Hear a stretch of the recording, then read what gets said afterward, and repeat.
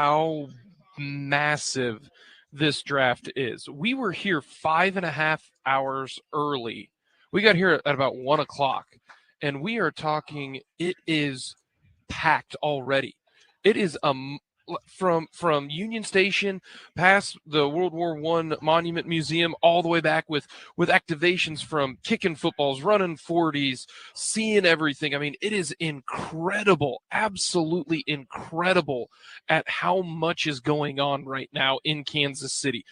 80% of these people are Chiefs fans, but I think I've seen every single team, maybe except for the Rams. That's the only jersey I haven't seen. I did see a Cooper Cup. Okay. Yeah. But now I get it. The stage is huge. I get why Clark Hunt was like, yeah, we have to make a pick in this draft. Like, I totally understand it. Every Chiefs fan is excited. As we're walking down there, you saw a couple Packers people, and you said, hey, who are we thinking? And they're like yelling and screaming Jackson Smith and Jigba. You ask a Chiefs fan, and they're like, oh, I want Zay Flowers. Like, it's incredible the energy that is going on right now. And if the Chiefs get up there, even though it's pick 31, if they say, yeah, we trade out and we're going to not make a pick, this place it's going to, they're going to burn this place to the ground. Like, they want to be the best thing that they can do is trade up, and all of a sudden the Chiefs trade up to pick 23, and take whoever. This place is going to go nuts. But I mean, and it's starting to fill in already. And it's 3 o'clock, but it's incredible just how, and it's free. The whole entire thing is free. We just walked right through, and it was awesome. And you walk in and you can go to any one of these activations, grab a beer, do whatever. It's all free. Like, normally if you go to a festival, right? Yeah, there's stuff to do and activations and everything. It costs money to get into the festival. It doesn't cost anything. No, we just waltzed right in. Just walk on down and you're good to go. Like, this, it's just an incredible. I mean, this really is the second best coming for a Super Bowl. Like, and there's going to be as many, maybe more people at these activations and everything than the Super Bowl, because it's 3 days. Here's the thing. If you're listening right now, folks, don't come today. Come tomorrow. Come on Saturday. I don't think the NFL wants you to say that. No, but I know what there's going to be there's not going to be as long lines. It's still going to be as much fun. Everything is going to happen throughout the entire 3 days. Like, that's what's, to me, is incredible about this. Is this isn't just a one-day deal. This is a 3-day smorgasbord of NFL just inserted into your bloodstream stuff. That's what's incredible about this. The first year that they went on the road with it, when it was in Chicago, in Grant Park, my sister went to day 3.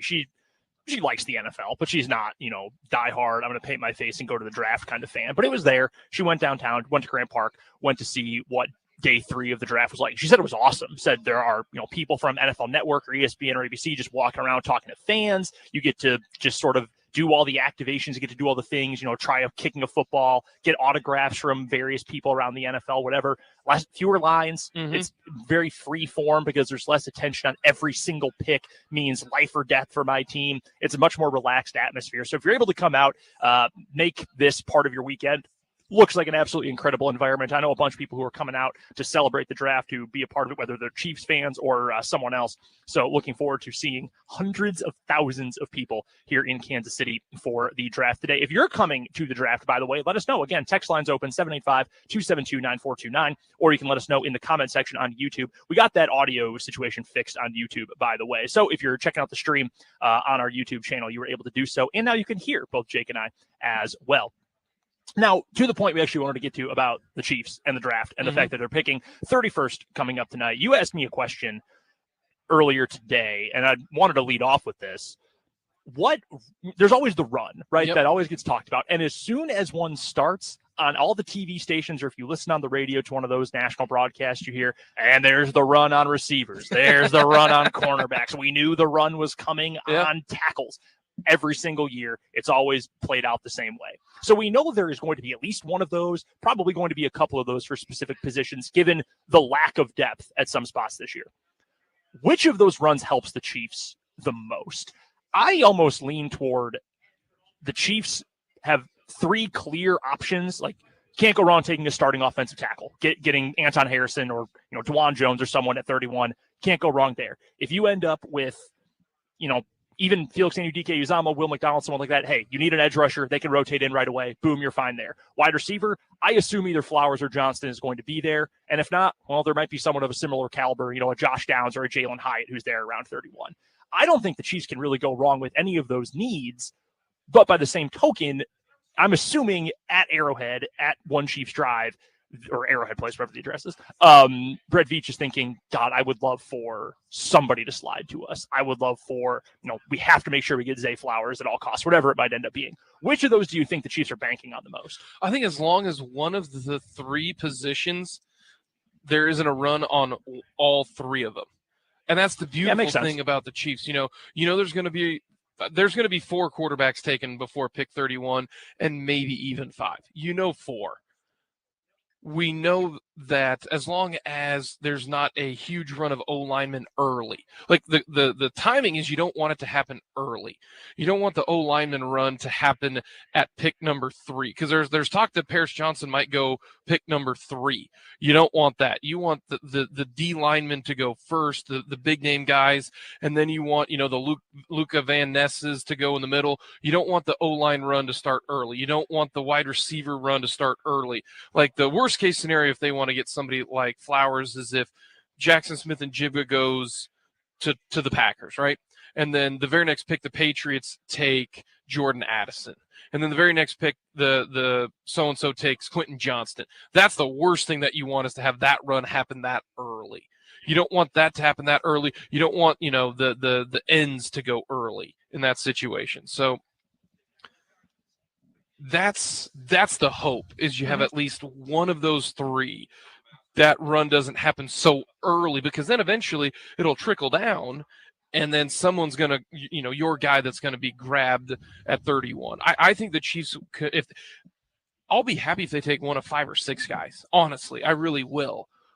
Because there's not someone that's dead set because you're picking 31. It's just so unique. Whereas like you being a Packer fan, like to me, I would want Jackson Smith-Njigba, no questions asked, or an offensive lineman.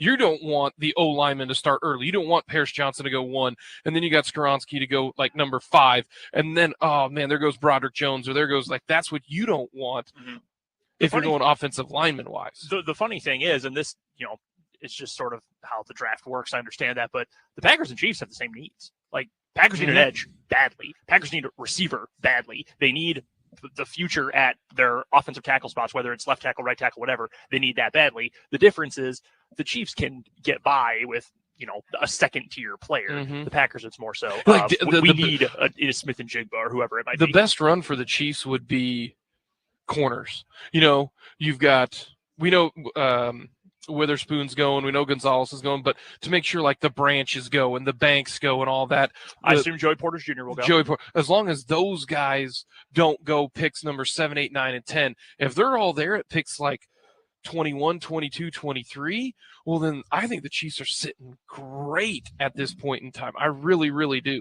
Like a picture right now of the NFL draft right now going on.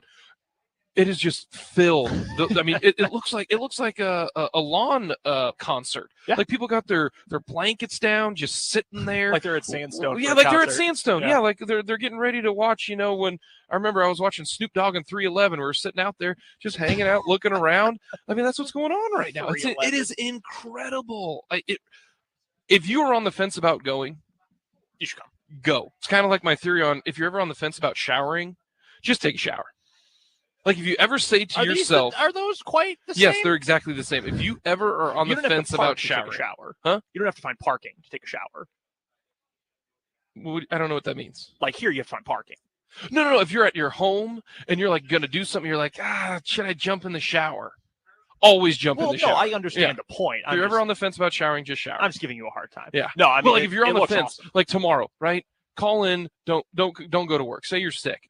And come and just watch it and just come do the activations, walk around, have a beer, get a corn dog, and walk around like this. It will never come back to Kansas City. I don't think the draft will ever 30 years come back to Kansas City. I think they will hit every single market, to be honest with you, outside of maybe like Green Bay might not ever get it. They've been finalists for I think they're probably going to end up getting it for 25. If I had to guess. No, so every city's going to get this. It's just another traveling Super Bowl that they're going to get. But if you were on the fence about coming, it's going to be busy. The what is it that everybody complains about here in Kansas City? Parking. You don't walk. Okay, you probably could use the extra steps. So just walk.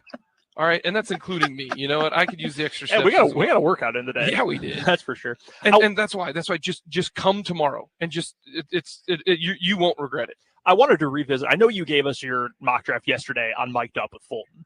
You mentioned probably 6-ish players you'd be happy taking at 31. Assuming the Chiefs stay there, who are those 6? What is that first round big board look like for you? The ones that I would love it if Miles Murphy fell. I think Murphy would be tremendous for the Chiefs. Zay Flowers would be outstanding for the Chiefs. I would be okay with Quentin Johnston to the Chiefs. Anton Harrison to the Chiefs. If somebody falls who's not that need. Jordan Addison would be great. If one of the tight, if Kalijah Cansey falls, I think that would be excellent. Interesting. Addison, by the way, I've told Dan this. I've said this on this program plenty of times. Addison's there at 23 where the Vikings pick, or 25, 26 when the Cowboys and Giants are on the board. I would move up to get Jordan Addison. Yeah. I think he is the perfect fit for the Chiefs offense.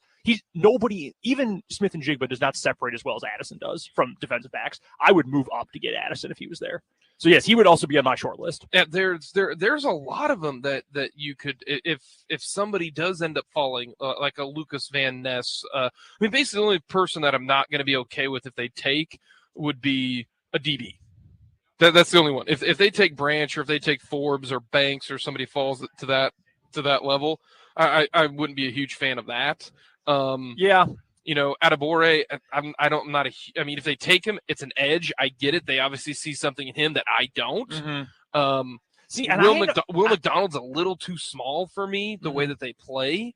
But that's why if Murphy falls, I think that would be tremendous. But I'm surprised there's been a lot of talk about Murphy falling. I thought for a long time he'd be top 15. By the way, we've got some breaking NFL news. What's that? Lamar Jackson has a new contract. Ian Rappaport just tweeting within the last 15 seconds, Lamar Jackson and the Ravens have agreed to terms. He has his deal. Does that change what happens at 22 today? Yeah, they're taking a wide receiver. Do you think that was part of the deal? That they have to we'll work out the money. You have to take a receiver at 22? They got to take a wide receiver. You got Odell Beckham, who hasn't played in a year.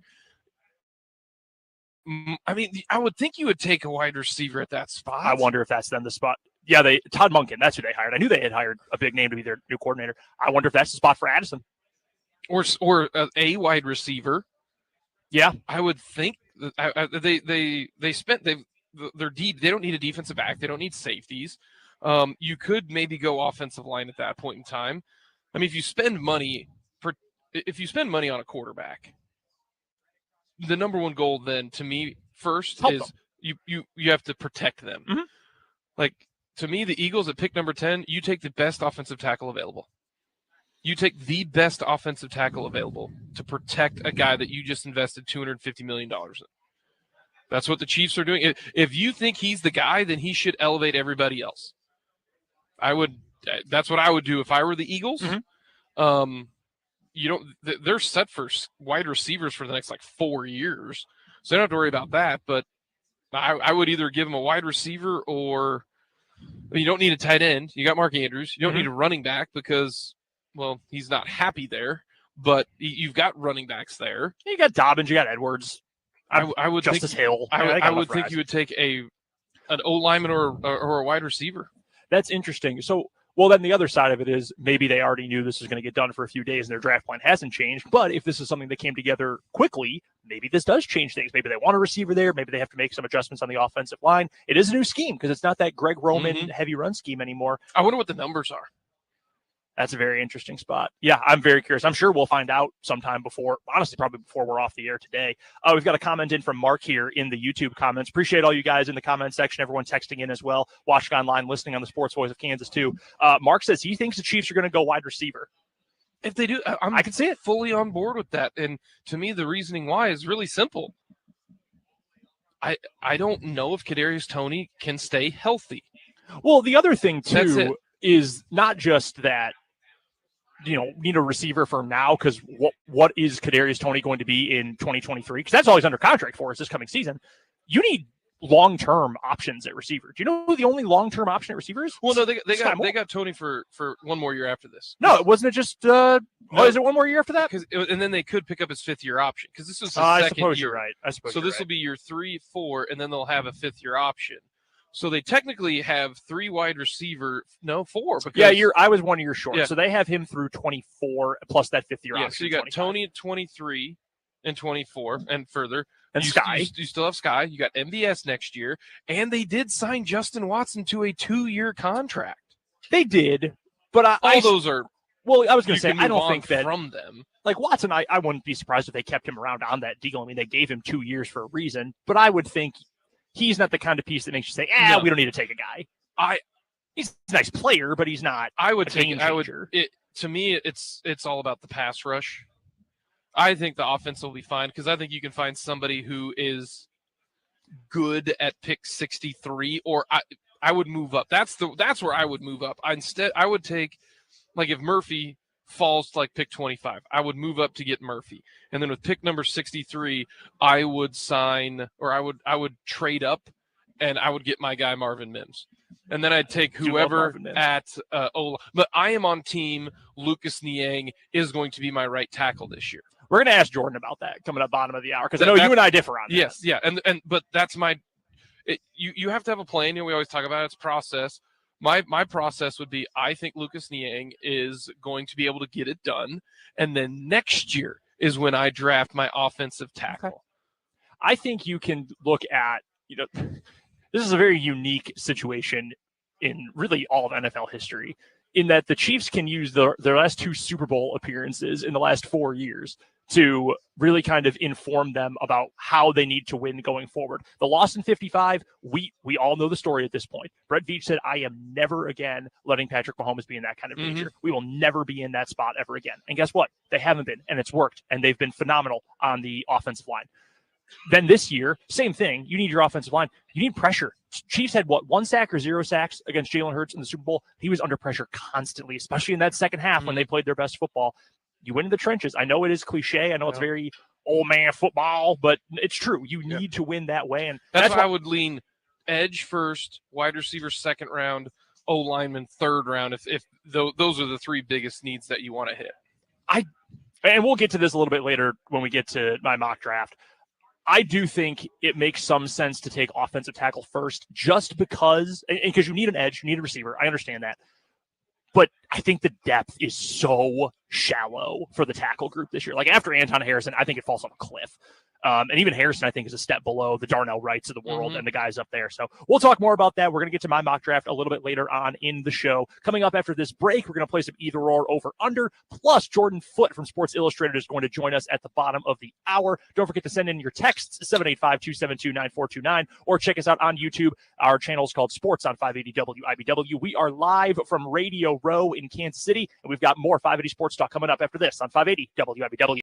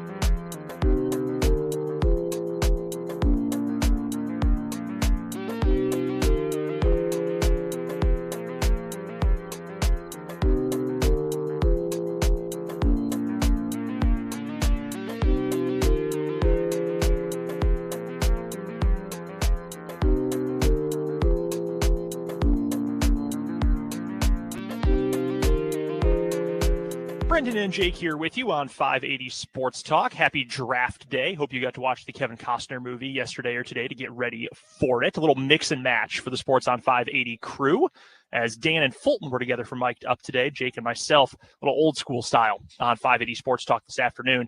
By the way, before we get to a quick round of either or over under, according to Jay Glazer, 5-year deal for Lamar that will make him the highest paid player in NFL history. So that is more money than Jalen Hurts got just a week or two ago. That's a big deal and the right deal. Lamar Jackson's really freaking good. So no complaints from me on that deal. All right, real quick. Either or over under. We're going to do an over under for the first one. Jalen Carter, the Georgia defensive tackle, over under pick 5.5. So over would be in the top 5, under would be 6 or later. Under, he better not get past Seattle. I have him going to Seattle. That's what I'm saying. Like, he better be top. Like, if Seattle passes on him, then I think they're idiots. And I think they're in a great spot. I really, really do, because you're hearing that that Wilson and then Anderson are going to go potentially 2-3 now. Mm-hmm. Because the Texans aren't going to take a quarterback, apparently. And then the Colts are taking a quarterback. They've played this thing so poorly. Yeah. So no, I'm going to take the under. We've heard conflicting results or reports that they definitely want Jalen Carter. He's not getting past them at 5. We've also heard there's no chance that they end up taking him at 5. I really don't know exactly which one of those to believe, because there's so many smoke screens and will they, won't they kind of stuff. I'm going to say the over, that he gets picked in the top 5. I do. I think he goes to Seattle. And we've got more of my picks coming up bottom of the 4 o'clock hour. We will do my mock draft. Over under 3.5. Yeah, over under 3.5 trades in the first round. In addition to the ones that have already been done? No, like today. Yeah. That's what I mean. Carolina's doesn't count. 3.5. Yeah. I'll say under. I say we hit 3. I do think we're going to get a couple trades in the 20s. I think someone's going to trade early. I never do those in my mock drafts because they're so hard to predict, but I do think we're going to get one fairly early on. I'll say 3. So if you give me 2.5, I would take the over, but I'll take under 3.5. Over. I think there's going to be a lot of trades. Moving back, moving forward, teams moving in. And I think someone's going to trade up to pick like 30 or 29 to get somebody. I would not be shocked. Well, now, given what we talked about during the first segment, I would be fairly surprised if the Chiefs did not end up making a pick. I would not be surprised if the Eagles moved out of number 30, because you're going to get, especially for one of the maybe first 10 picks of the second round, because you're going to get a player of similar value, similar quality, a good player who can probably play right away, who may be a little bit more of a developmental piece than you would normally get. You know what? You've swayed me. I'm going to go over.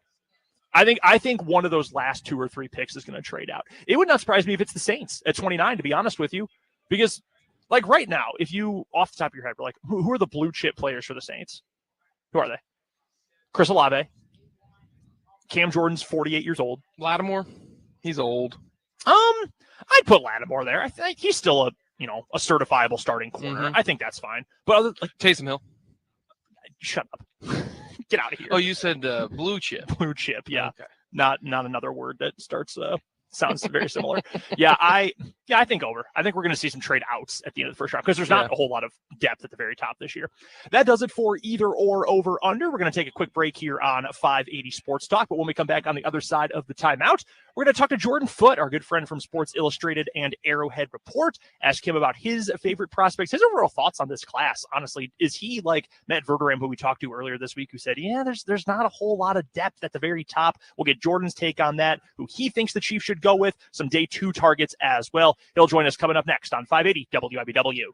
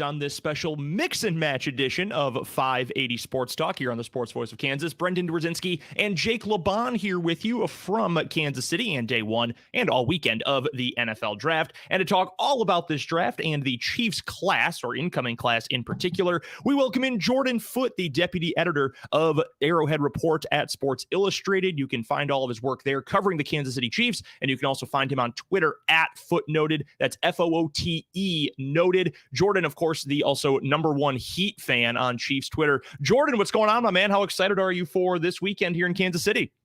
I am excited, man. We talked a little bit before. We've talked a lot recently, actually, about the Heat, about Jimmy Butler, our shared love for him, and our shared excitement for the NFL draft, man. So I'm very excited to chat with you, and it's going to be a good rest of the week, I have a feeling. Before we get to Chiefs prospects and the Chiefs needs overall for this year, I want to ask you about this draft class overall. And we have heard so much over the last couple of days, really the last couple of weeks at this point, that this is a weaker NFL draft, a weaker group of prospects, that there might only be 13 to 16 true first round grades for this class. Do you believe that this is an overall down year in the draft, or is it more so just you can get plenty of good players, there may just not be as many blue chip talents? Yeah, I think it's probably the latter. And it's a tough one because teams typically don't have 31, 32 first-round grades on players. They have 15 to 20 first-round grades on players. And this year, people are saying, oh, there's only 15 really good players, and then it falls off. That's kind of in line with what usually happens in the draft. There's not always a full first-round class of these blue-chip guys.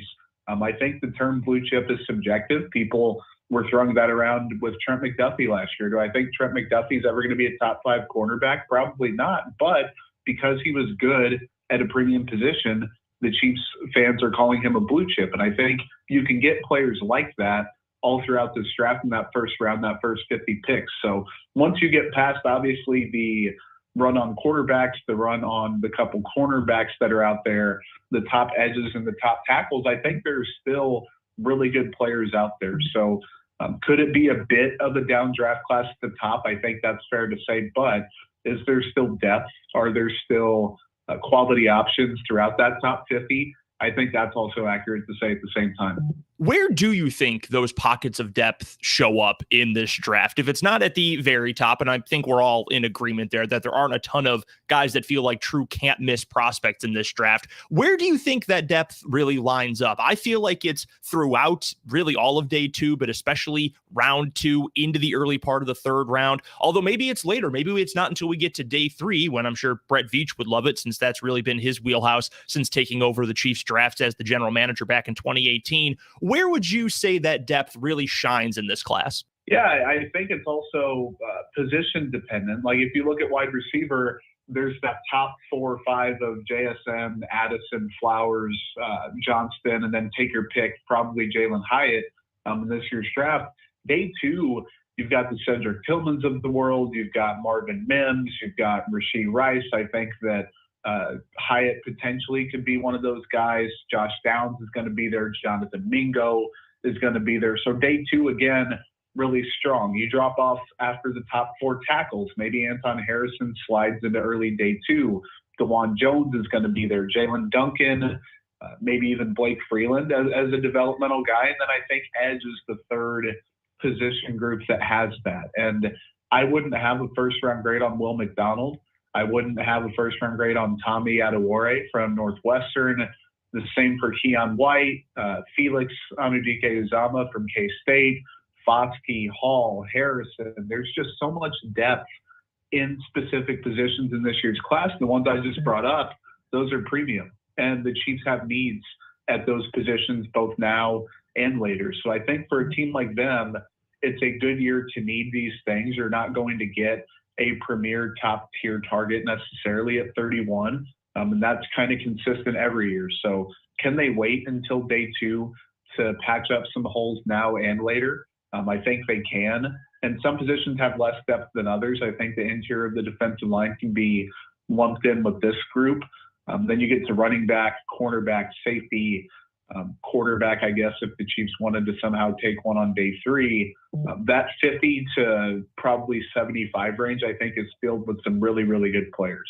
We're chatting with Jordan Foote, deputy editor of Arrowhead Report from Sports Illustrated. You can find him on Twitter at Footnoted, and he's joining us here to talk all things NFL draft and Chiefs draft on 580 Sports Talk. This next question I've got for you, Jordan, I understand right off the rip is something of an exercise in futility because so many different things can happen. Trades, surprise picks, slides, whatever, over the course of the first round of the NFL draft. But if you were to guess right now, the most likely thing, the thing you would maybe even put a little sprinkle of money on back in our home state of Kansas, what position do you think the Chiefs are most likely to target with their first round pick, assuming, again, they stay at number 31?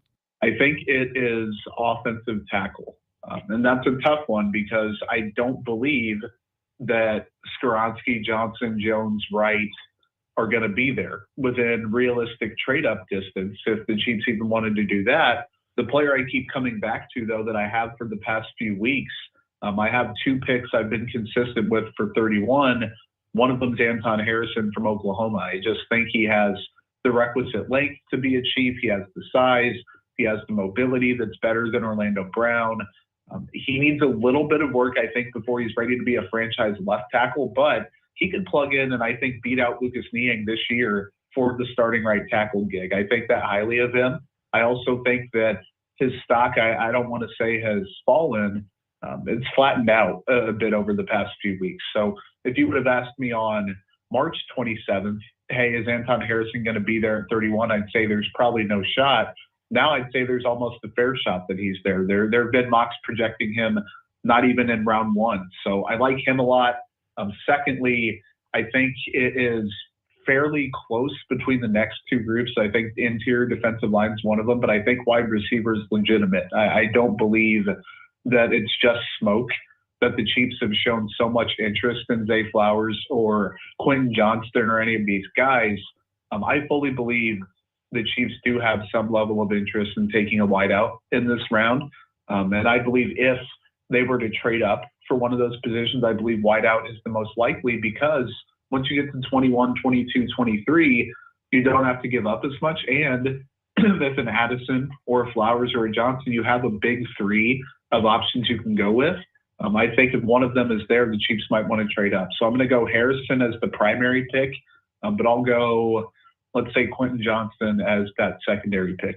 I'm right there with you in terms of the logic behind taking an offensive tackle before some of the other needs. And we'll get to receivers and edge rushers here in just a moment, because I agree with you. I think that once you get past that first 4, maybe 5 guys, you really end up not having the same kind of talent or the same kind of ready-made ability to jump in right away. And to me, I feel like the Chiefs need to find that ready-made right away right tackle this year in the draft. Jake and I differ on this next part about Lucas Niang and how I don't feel like he's ever going to be a consistent playing time kind of player for the Chiefs. I know Jake's a little bit higher on him. So he's going to be in the mix for the right tackle spot. But do you feel like the Chiefs think they need to get their nailed on day one starter at right tackle in the first round, or at least at some point in this draft? Yeah, I think so. And you go back to the PTSD of the Super Bowl against the Buccaneers, and that Veach really overcorrected and said he's never going to, he being Patrick Mahomes, he's never going to get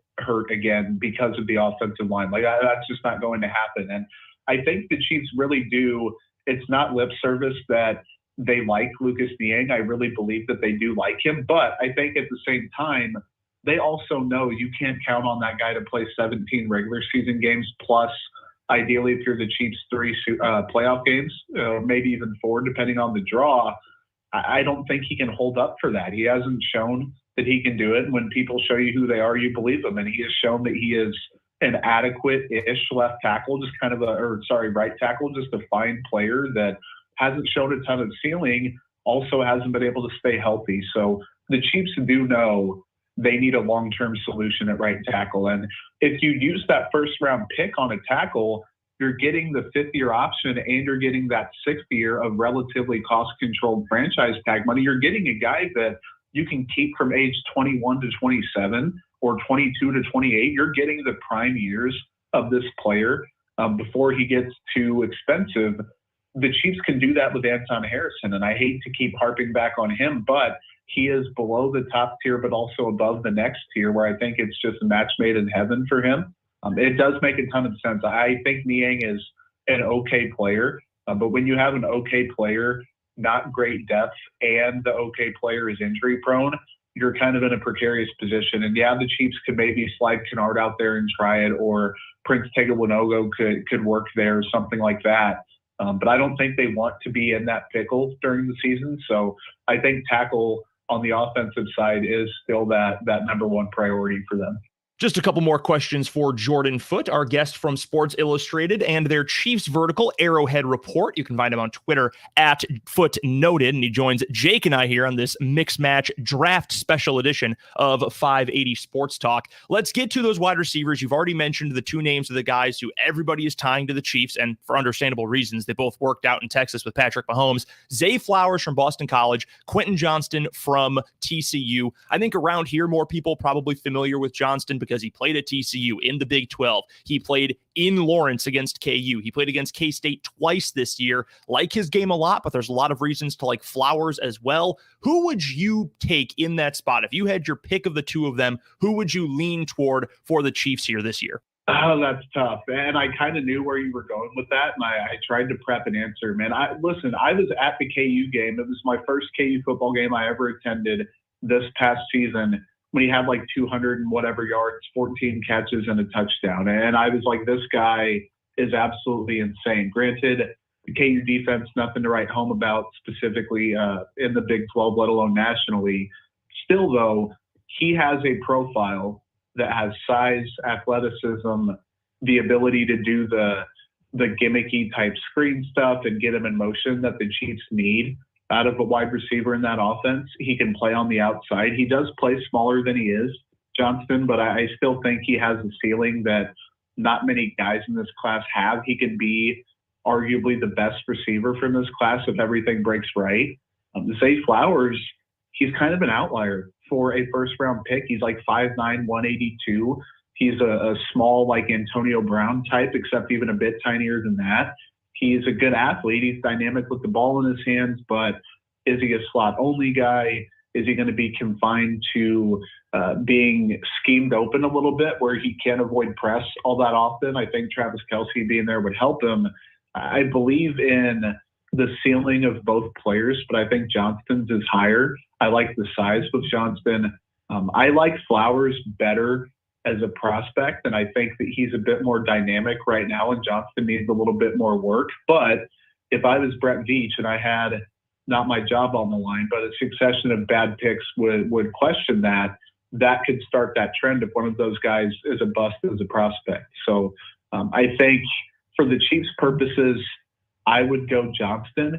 If it's me without any job security or even 1% of that on the line, I think I'd go Zay Flowers as a personal preference. Before we let you go, Jordan, I do have to ask you about those edge rushers. We've talked about them a little bit, and the Chiefs probably, understandably, going to miss out on the very top guys this year. I can't really see Will Anderson sliding all the way to the end of the first round. Someone would jump up to get him. So on a realistic note, from that second tier of pass rushers, some guys that we've already brought up, you look at Will McDonald from Iowa State, obviously Felix Anudike-Uzomah from K-State, plenty of other guys. B.J. Ojulari from LSU is in that mix as well. Who do you think is the best of that second tier of edge rushers the Chiefs could be targeting? Yeah, I've got three of them for you, and this isn't really a ranking per se, but of that group of Tommy Adewale, Keon White, Ojulari, Harrison, like that, there's like 6 or 7, 8 guys that you can make a case for on day 2 at pick 50-ish, like close to that. I think Felix is one of them. He gives them a little bit of a speed profile, but still the weight. He weighed in a little bit higher than I thought he would at the combine.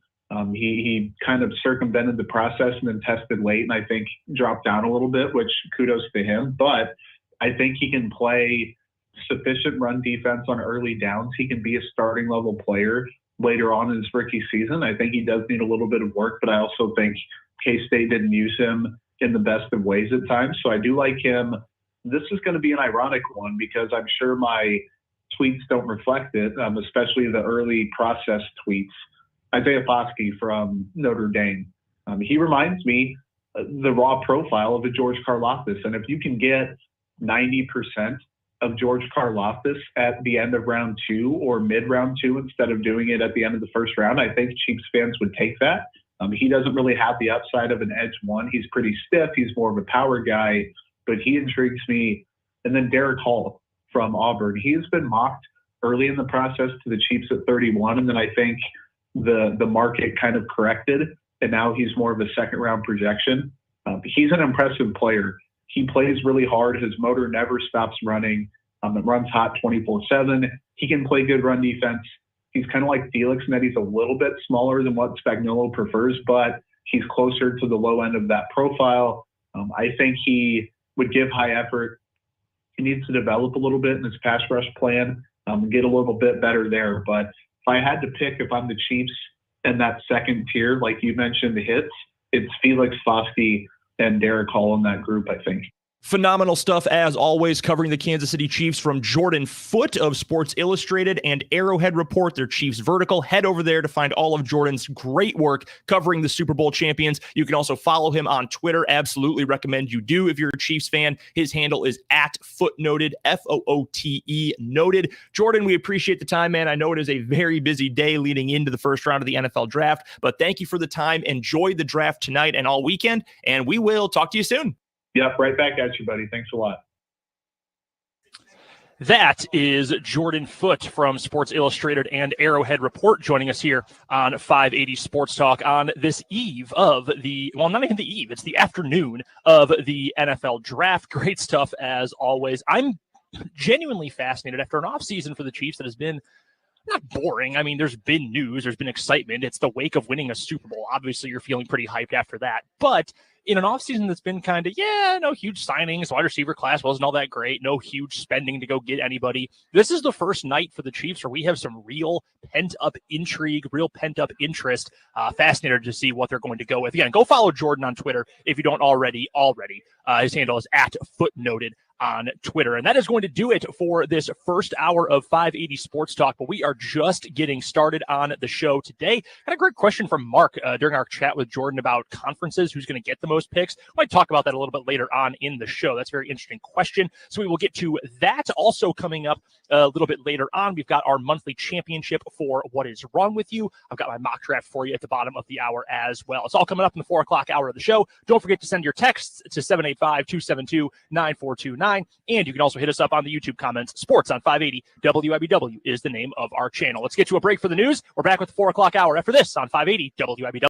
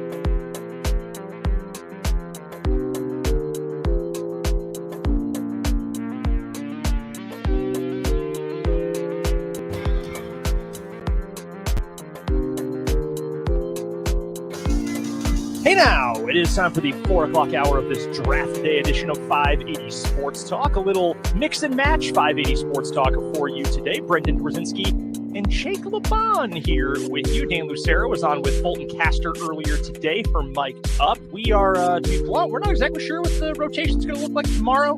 No 580 Sports Talk. We know that for sure tomorrow. Royals baseball at 3:10. Pregame begins at 2:40. And then we've got K-State baseball immediately after. The Batcats, really, they're on the fringes here. I believe most recently D1 baseball had them as the first 4 out, or maybe the last 4 in for the NCAA tournament. So we've got some Batcat baseball coming up for you tomorrow. And hopefully nothing but good news for K-State tomorrow. But that is why we won't have 580 Sports Talk. We'll have some combination of the Sports on 580 crew coming your way from noon until 3 for Mic'd Up tomorrow. Here in this 4 o'clock hour of 580 Sports Talk, we've got some NFL news and notes to get to. We know the numbers for Lamar Jackson's contract. They are gaudy, but probably deserved. So we'll get to that momentarily. Some other news and notes from around the draft. We also have our monthly championship in What Is Wrong With You coming up here in just about 20 minutes. This is the first What Is Wrong With You for Jake since, what would that have been, last May? In May, around there, yeah. How about that? So we will have our April championship coming up here. And I've got my mock draft for you. Fulton and Jake gave theirs yesterday. Dan gave his earlier today on Mic'd Up. Our final mock draft to get through my 31 picks for the first round. That's all coming up this hour. And as always, we're taking your texts on the text line, 785-272-9429. And you can also jump in the YouTube comment section. Sports on 580 WIBW is the name of our YouTube channel. One quick question for you from the YouTube comment section from Mark. Take a guess what conference gets the most draft picks tonight. I mean, you got to go SEC. Let's take the SEC out of it because they definitely will. I'll take the Big Ten. I think it's got to be, right? Yeah. Like Michigan and Ohio State weight that so much. Penn State's going to have a couple of guys who are drafted top 100 picks or so. Yeah. I'd go Big Ten as well. Feel like Big 12 might have an okay number this year. Not better great. than most. Yeah. Better than most. Better than recent years, yes. for sure. No doubt about that. Appreciate the comment from Mark, the question specifically from Mark. Anyone else who's got comments, thoughts, anything you want to share about the draft, hit us up on either the text line or you can hit us up in the YouTube comment section. I want to give a shout out to Kyle as well. Kyle Manthe holding things down back at the 580 studios on Huntoon Hill, keeping us on the air today while we are live from the NFL draft in Kansas City. Before we get to more draft stuff, let's get to the Lamar Jackson numbers, his new contract. He is now locked into the Baltimore Ravens through the 2027 season.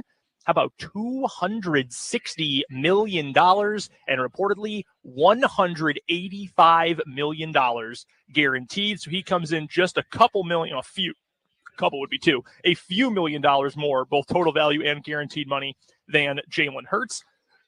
That is why it was very smart to get that deal done with Jalen Hurts as fast as possible. And now Lamar Jackson, former MVP, is going to get that big deal. Highest paid player in NFL history. Until Joe Burrow gets paid. And then maybe until Justin Herbert gets paid. If you are buying into the I've never won a playoff game and I'm going to get paid a whole bunch of money. Granted, Lamar's only won one playoff game, so I guess, that whole description. What's crazy about all of this, and Patrick Mahomes is the 7th highest paid player in the NFL. Crazy how that happens. He's the 7th highest paid player in the NFL. And here are the people above him. Deshaun Watson, Kyler Murray, Russell Wilson, Aaron Rodgers, Jalen Hurts, and then Lamar Jackson. That's tough. Like that's where they really gave Deshaun Watson $230 million guarantee. Yeah, they did. I look at this and all I can think of is there's no way he doesn't ask for a restructure. Oh, I'm sure he will, and I'm sure the Chiefs know that. But a part of me is like, he always talks about, this is about legacy. This is about, rings, and he's more of a Brady instead of, the money aspect of it. I'm just, it's such a bargain. It's such a deal that you've got him for this amount of money that it can't. It's almost too good to be true. I'm waiting for the. I'm waiting for the kickback. I'm waiting for the yes, but it's kind of like your taxes. Like you pay in. Oh, you owe money. It's like I'm waiting for the other shoe to drop because. Well, and to that point, I mean, I totally understand. I'm not saying he's a liar by any means. I understand that the legacy means something to him, and the ability to keep winning means something to him, and being able to afford free agency, being able to afford the contracts if you trade up for an extra first round pick or whatever it might be. I understand all that. There's no touching his legacy. He's got 2 Super Bowl wins and 3 appearances in 5 seasons now as a starter, 18, 19, 20, 21, 22. That's untouchable. Like, he could never go to another Super Bowl, and it's untouchable. I mean, that's already more team success than Aaron Rodgers ever had. And Aaron Rodgers is right now on, he's precipice of the Mount Rushmore of quarterbacks, certainly top 6 or 7 of all time. That's already more team success than a guy like that. That's already better than Dan Marino, the ultimate ahead of his time player, probably in all of NFL history. He's throwing for darn near 5,000. He was throwing for 5,000 yards in the 80s. Hot take, Randall Cunningham, too. Way before his time. That's a great take. Randall Cunningham. But no, I assume at some point Mahomes is going to get that new deal, and the Chiefs will be happy to pay it, because Mahomes is a player who others truly want to come play for. You want to go play for that guy. You want to play for Andy Reid. You want to be a part of that culture. It's coming eventually, but I'm sure they'll use whatever mechanisms they possibly can to make sure they can get a fair deal done, and he will get fairly compensated, and the Chiefs will still have the flexibility like they had when they signed the first mega deal just a couple of years back. But that's the new deal for Lamar Jackson. 5 years, $260 million. What would you do? First thing with $260 million. If I had $260 million, the first thing that I would do is you would not hear from me for about 2 weeks, because I'm going to take me and about 30 of my closest friends, family, and I am going to some tropical place, and we are just going to absolutely rage. See, you're not going to hear from me because I'm not taking anyone with me. Like, it's me, it's my wife, and we're gone. Oh, no, I need people to celebrate. Oh, no, I could be alone on the beach, just lying there for a week. No one disturb me. Oh, that'd be heaven. Also, real estate. Got to buy real estate. Well, the first thing I'm doing is you're not going to hear from me. I'm just going to be gone for 2 weeks. Fair enough. It's going to be a 2-week bender. Fair enough. Wanted to get to this. Some rumors and chatter around the draft today. We were already talking about how the Lamar Jackson deal might affect, possibly, what Baltimore plans to do with pick number 22. Dan and I were discussing earlier this week big name players who could be on the move. We talked a little bit about Derrick Henry, talked about Trey Lance. I think there's a reasonable chance he gets moved, by the way. Especially if Houston doesn't want to take a quarterback, maybe take a guy who has already played for the same team that DeMeco Ryans coached for in San Francisco. Just a thought. Dan hypothesized maybe the Bengals try to move one of their 2 receivers who's on expiring contracts. I don't think they'll trade T. Higgins, but maybe if it's a great deal. Tyler Boyd. They cannot pay Higgins, Chase, and Burrow. That is GM malpractice to me. Otherwise, I mean, you just can't have a defense if you do that, or an offensive line. Because they already paid Orlando Brown a big deal this year. Exactly. The reason you can't do that is you get 4 big contracts if you pay your big-time quarterback. Mm-hmm. We've looked at it all the way through. You get 4 contracts. That's it. The Mahomes contract. Let's take a look at who else is getting paid right now. Okay. It's Chris Jones. It's Joe Tooney. And it is eventually going to be Juwan Taylor. That's it. Those are your big contracts. Travis Kelce's getting paid nothing. Yeah, I mean, he's like $15 million. Relative production. It's crazy. He's not you get 4. You get Mahomes, and then you choose the other 3. What are your other 3? Okay, you get Burrow. Okay, you're going to pay Higgins, and then you're going to pay Chase, and then you're going to pay Brown. Like, I get paying Brown. You got to protect Jamar. What else are you going to do? No, I'm with you. I agree. I don't know how they're going to do it. I would. You got to trade either Chase or Higgins, one of the 2. Who would you rather give up? I would probably get rid of Chase because you can get more. Yeah. Okay. Chase, you got to treat it like the Tyreek Hill situation. If you're going to pay Joe Burrow, who will be the highest paid quarterback coming up here in probably a month, then you got to say, Joe, you should be able to get it done without Jamar Chase. If you are the Bengals, by the way, you got to get that deal done like now, because every million you can save is worthwhile at this point.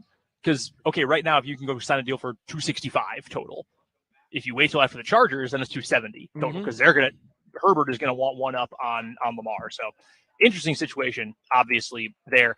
Any other players around the league who you think could be on the move? The other one I brought up, and this is a bit off the wall, Mac Jones. I don't think Bill Belichick likes Mac Jones. I don't think he's a very good quarterback, frankly. I don't think Bill Belichick's a very good GM. Well, that's also completely true, which maybe makes this more likely. Mm-hmm. You know who loves accumulating former Patriots, including guys he coached in New England? Josh McDaniels. Yeah. I know they paid Jimmy G, but they can get out of it. It's 2 years. Yeah, locked in 2 years, Jimmy G. Competition? Yeah, they can't get rid of Jimmy G.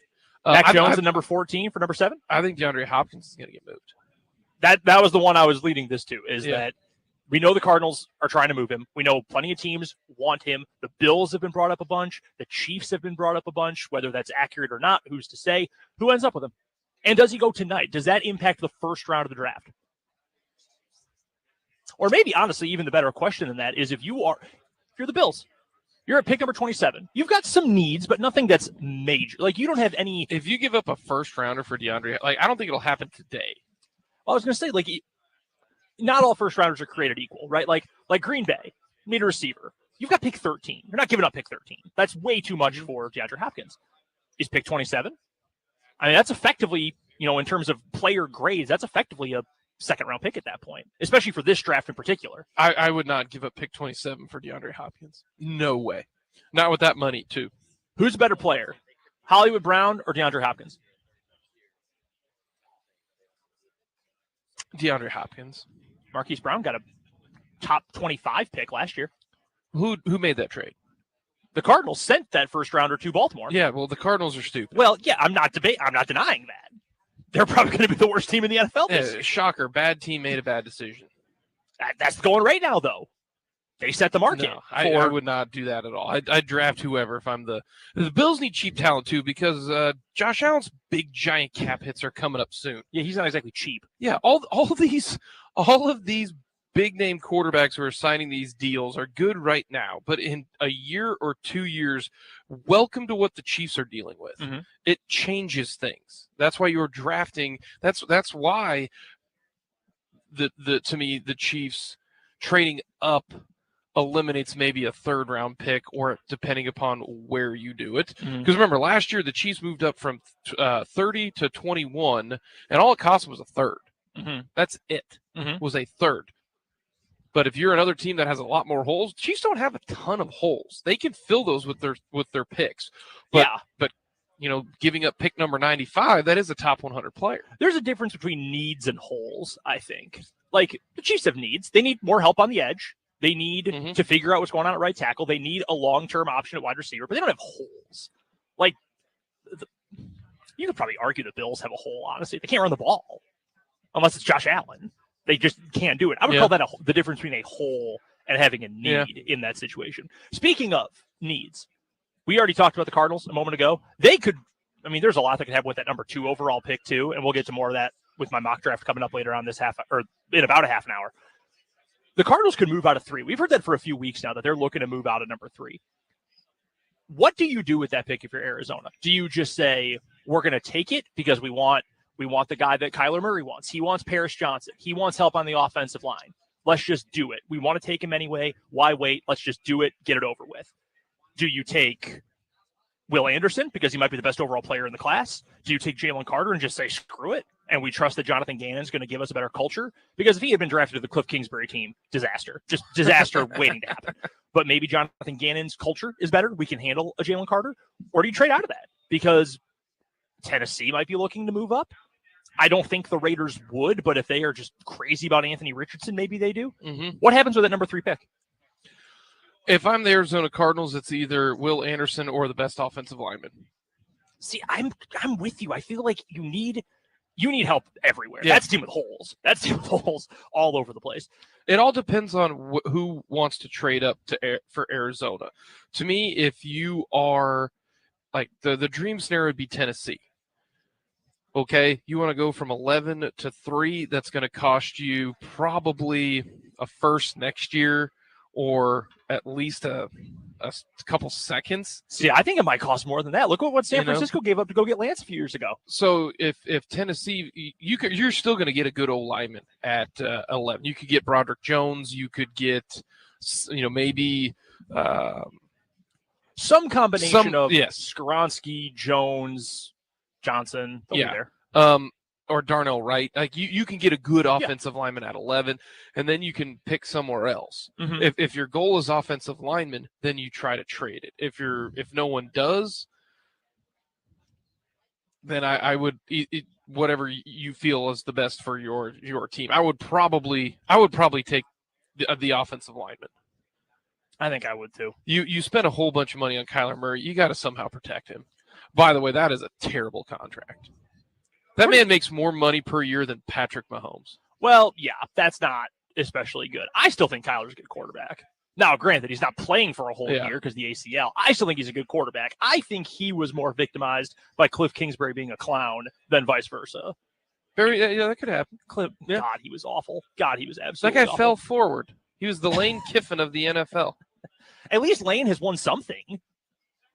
Cliff never won anything except a recruiting battle to get Patrick Mahomes, who he couldn't win with. What has Lane won? He was very successful at Alabama. He won 10 games in a year at Florida Atlantic. Facts. Okay, yes. If we're going the Florida Atlantic route, yes. So I don't count at Alabama because that's Nick Saban. True, although they've had worse offensive coordinators. Yeah. Their starter next year might be Notre Dame's old backup. Yeah. I feel like I could lead Alabama to 10 wins. You just have to not be an idiot. Yeah. Which occasionally they have had. Yeah. Sark coached there for several years. The other pick that I think is, or the player specifically at the very top that I think is especially fascinating, CJ Stroud.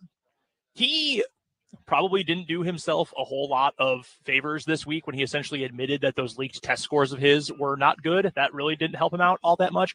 I think Stroud's a good quarterback prospect. I do too. I think, I've seen a number of comparisons or best pro comps or whatever I don't necessarily agree with. I just, at some point you got to look at the film. Look at what he did in the national semifinals against Georgia. That was probably the best single quarterback game of all of college football last year. Let me ask you this, okay? I get a lot of, well, he's an Ohio State quarterback. Ohio State quarterbacks don't do well in the NFL. All right. You got to look at the individual. That's why I always hated Texas Tech quarterbacks don't do well in the NFL. Let's take a look at the Texas Tech quarterbacks who were playing, who never made it to the NFL. Mm-hmm. Okay? Graham Harrell, right? That dude was 5'11" and had a noodle arm, okay? That guy wasn't going to do anything, okay? He once came in. Aaron Rodgers got poked in the eye. He was back in Green Bay for a few years. Rodgers got poked in the eye and had to leave for one play. Graham Harrell came in for one snap that entire season. Through interception. He fumbled the snap on the goal line. But if you tell me, oh, well, Graham Harrell didn't succeed, that's why Patrick Mahomes isn't, you're a fool. B.J. Simons, Cliff Kingsbury is he was a different cat when you saw him. Let's take a look at the Ohio State quarterbacks. Who are the Ohio State quarterbacks that have gone in the draft here recently? Okay, they're completely different than C.J. Stroud. All right. Mm-hmm. I mean, most recent, Dwayne Haskins, right? Mm-hmm. Who's actually no longer with us, which is terribly, terribly sad. Terribly sad. He is a completely different player than C.J. Stroud. Totally different. And then you look at the rest of them, the Braxton Millers and the Cardale Jones, and I'm even missing the best one of them. It was after Braxton Miller, T.J. Barrett, J.T. Barrett, whatever. You're also missing one other one who is currently starting in the NFL. Who am I missing?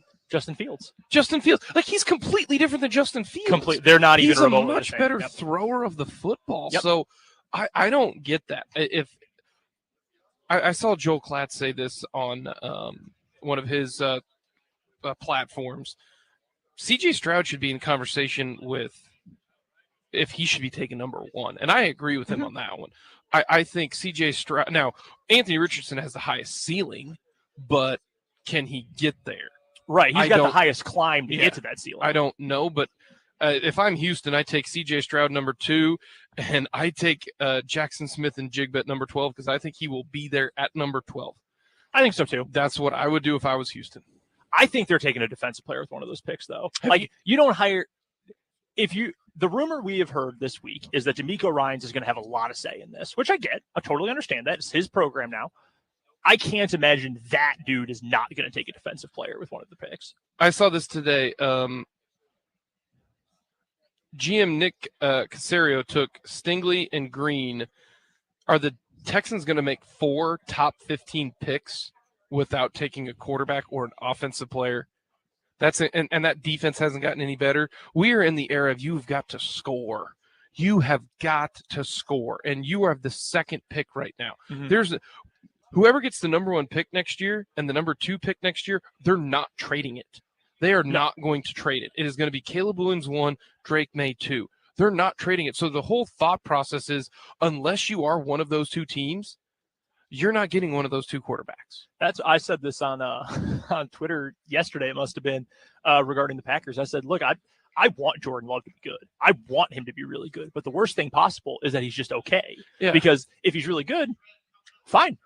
Packers are good. Awesome. If he's awful, Caleb Williams. Yeah. All right. But the problem is you have to be awful. No, you have no, to be the worst team in the league. The worst team in the league, because whoever that is, give me a bet, like the Arizona Cardinals. The Arizona Cardinals will draft Caleb Williams. They should, if he's number 1. Yeah, trade Kyler. And they're not going to trade out of that. If the Titans are the worst team in the league next year, you're not going to be able to get up to that number. Like, no one's going to give that up. Speaking of the Titans, we've got a question from Mark here on the YouTube feed. Will Derrick Henry get traded? This is one of the names that popped up the other day. I don't think so. I think they're going to hold on to him. I mean, there are so many different variables, obviously, when it comes to the draft, but I do think it would be an interesting scenario. Titans end up with Anthony Richardson.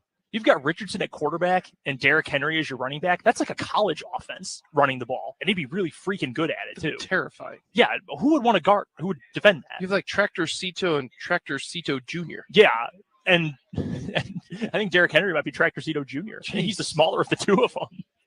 We'll talk more draft coming up a little bit later on this hour. I've got my 2023 first-round mock draft coming your way. We're still taking your texts and your comments on YouTube as well. Thank you guys for the comments, by the way, throughout the day. Awesome stuff we've gotten to throughout the show, and we will continue up until 6 o'clock when we are off the air tonight. Right now, though, we've got to get to a break. Our April semifinals and championship of What Is Wrong With You are next on 580 Sports Talk.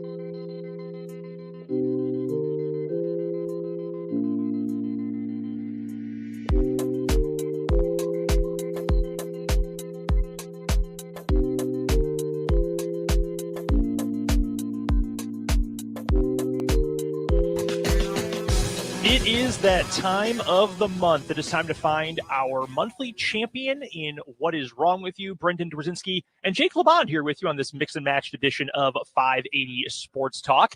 Dan was on mic'd up with Fulton earlier. Jake here with me live from the first day of the NFL draft in Kansas City. We have to get to our semifinals and our finalists for today in What Is Wrong With You. So, Jake, this is your first exposure to most, if not all, of these stories. So let's get through them right away. Semifinal number 1. Our first story, the winner from earlier on this week, as he was dubbed by Dan, the heat-packing meat packer from Republic, Missouri. He went to the Price Cutter grocery store after the meat counter had closed. You know, not all the services were open at the store during all hours. Well, he wanted some steaks. He wanted someone to help him cut those steaks up. And according to this gentleman's story, he said, "Sir, will you please help me with these?" And flashed his gun at an employee and said, "I'm not going to hurt you. I just want you to know I'm not stealing. I would just like some help." The employee's story is that this gentleman pulled out and unholstered his gun, put it against his throat, and threatened him if he didn't help him cut steaks. This man is 70 years old, by the way. Why not just go an hour earlier or go in the morning? Or go to a different grocery store, something like that. I'm sure there are multiple grocery stores in the Ozarks. So that is the heat-packing meat packer from Republic, Missouri. Our second contestant in our first semifinal, we dubbed the bus-stealing nudist. Oh, dear. This man was nude, and he stole a bus. Oh, and there also had to be a dead deer inside. That wins. I don't need to hear anymore. Okay. For those who do not remember this story, this was our first weekly winner all the way back at the very start of April. State police pulled over Tony Saunders after they had heard about a stolen bus. They found Mr. Saunders seemed to be under the influence of something, and they searched this stolen bus that Mr. Saunders was driving. They found a dog in it, dog just roaming around back of the bus. And then they saw a dead deer in the back of it as well. As troopers tried to open the car door, Saunders then drove off. Troopers followed him onto Hanover Street in York County, Pennsylvania, and then the bus drove through a chain link fence. This was all happening late at night into the early morning hours because later Tuesday morning at 7:10 a.m., Carroll Township Police were notified that a school bus that had been stolen was spotted in the Dillsburg, Pennsylvania area. The bus again tried to drive away from police. Eventually it stopped. The man ran into the woods and took off all of his clothes. That guy wins. The bus stealing nudist. That is our semifinal number 1. Yeah, I'm in agreement with you, by the way.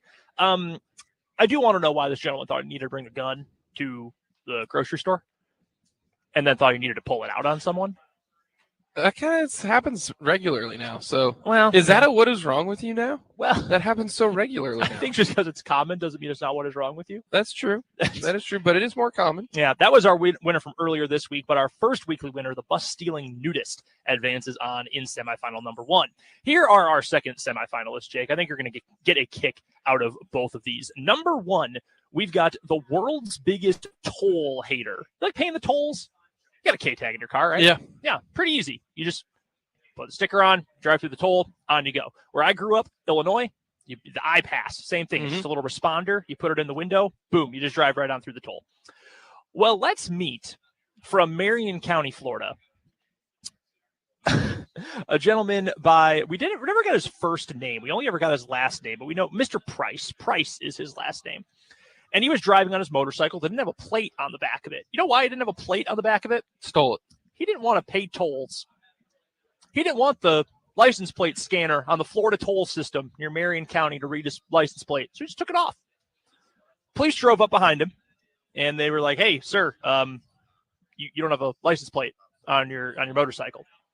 Well, as the police were getting out of their car to come talk to Mr. Price on his motorcycle. Oh, no, he jets off, doesn't he? He took off. Yeah, of course. He didn't get very far, though. You want to know why, Jake? He ran into the deputy. He crashed his motorcycle right into the sheriff's deputy who was right there in front of him. Eventually, they got him on the ground, handcuffed him, and he said, quote, "Sorry about that, man. I didn't have my plate on, and I freaked out." The Marion County Sheriff's Department then decided to use this as a lesson to citizens and posted about it on their Facebook, where they revealed, had he just not hit the deputy, he would have had to pay a $116 fine, which is already $100+ more than the tolls would have cost, right? Mm-hmm. Instead, he is now facing a third-degree felony charge that could land him as much as 5 years in prison with a $5,000 fine.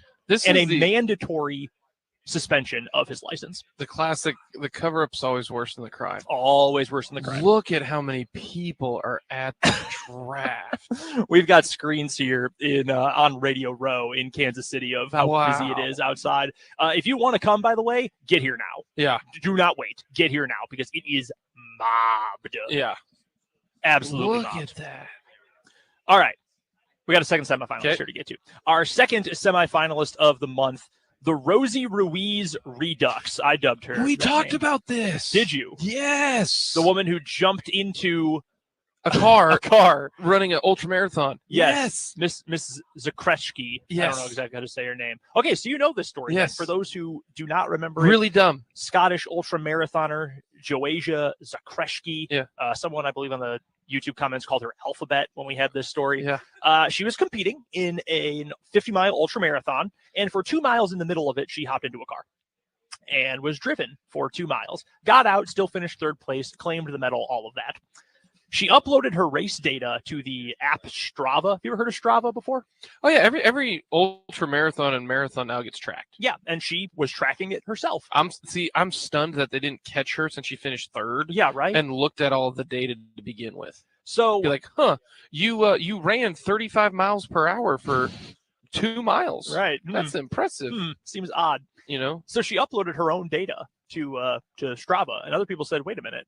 There's 2 miles here where you logged 0 steps and we're again moving at 30 miles an hour. Yeah. What's going on here? It turned out she had cheated and said, well, the race officials told me that I would regret it if I didn't finish. Yeah, please. That is the Rosie Ruiz Redux, our marathon cheater. So who wins semifinal number 2? I'm going with this license plate deal. I am just too. Because it's so simple. The who's more stupid is Rosie Ruiz Jr. But I'm gonna go with the license plate stealer. Yeah, I'm with you too. That one is like, dude, just pay the toll. Yeah. How much are tolls? They're barely anything. You can pay them, I'm sure. Well, I will say this now, going from Topeka to Kansas City, it's 4 bones now, at least not tolled. So it's $8 if you want to go to Kansas City and back via the toll. 8 bones. That's true. That is still $108 less than a $116 moving violation. It is also nearly $5,000 less than the $5,000 fine he now faces. Are you doing this every day? Maybe. Maybe then it's not a bad situation. You need to have one of them flip up license plates and flip back. You know what I'm talking about? Like the signs at a Bubba Gump restaurant. Yeah, you know, this fold down and fold up with like a push of a button.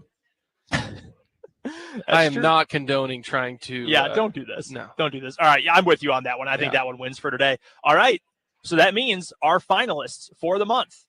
We've got the world's biggest toll hater, the guy who ran into a deputy because he didn't have a license plate on his motorcycle, or the bus stealing nudist. Who gets your vote?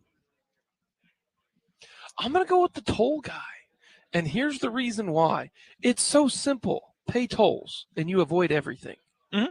Like, I always was the other guy was drunk, right? I believe he was under the influence of something. I always go back to, if you are doing something cognitively without being under the influence of something, I go with that story. Because we've all done dumb stuff when we're drunk. I mean, now I've never been naked and stole a bus, but we all do dumb stuff. I mean, he took off all of his clothes and ran through the woods. Like, no one does that of sound mind. Yeah, I'm going with the license plate guy. We are not going to need a tie-breaking vote because I am with you. I also think it's this It's guy. so simple. We have had so many stories over the course of time where it's just do the normal thing. Yeah. The overreaction and the cover-up. And he he even got away with it for a while. All he had to do was pay a $116 fine. Yep. He drives that every single day and hasn't gotten caught. And then finally he does it. He might have been fine. Yeah, okay. No, that guy went just because of the risk isn't worth the reward there. No, not even remotely. So with that, I miss What Is Wrong With You. Isn't it great? Isn't it a beautiful thing? Yeah. That is our monthly champion in What Is Wrong With You, the world's biggest toll hater. And I do want to remind you that What Is Wrong With You is brought to you by Top City Metal Supply, who cuts the metal you need to your specifications, which saves time, money, and material. Never settle when it comes to your metal. That's Top City Metal Supply on South Topeka Boulevard, halfway between Frito-Lay and Forbes Field. Let's get to a quick timeout when we come back on the other side of this break. We've unveiled the entire Sports on 580 Crew's mock drafts for this year, except one. My first round mock draft is coming up next on 580 Sports Talk.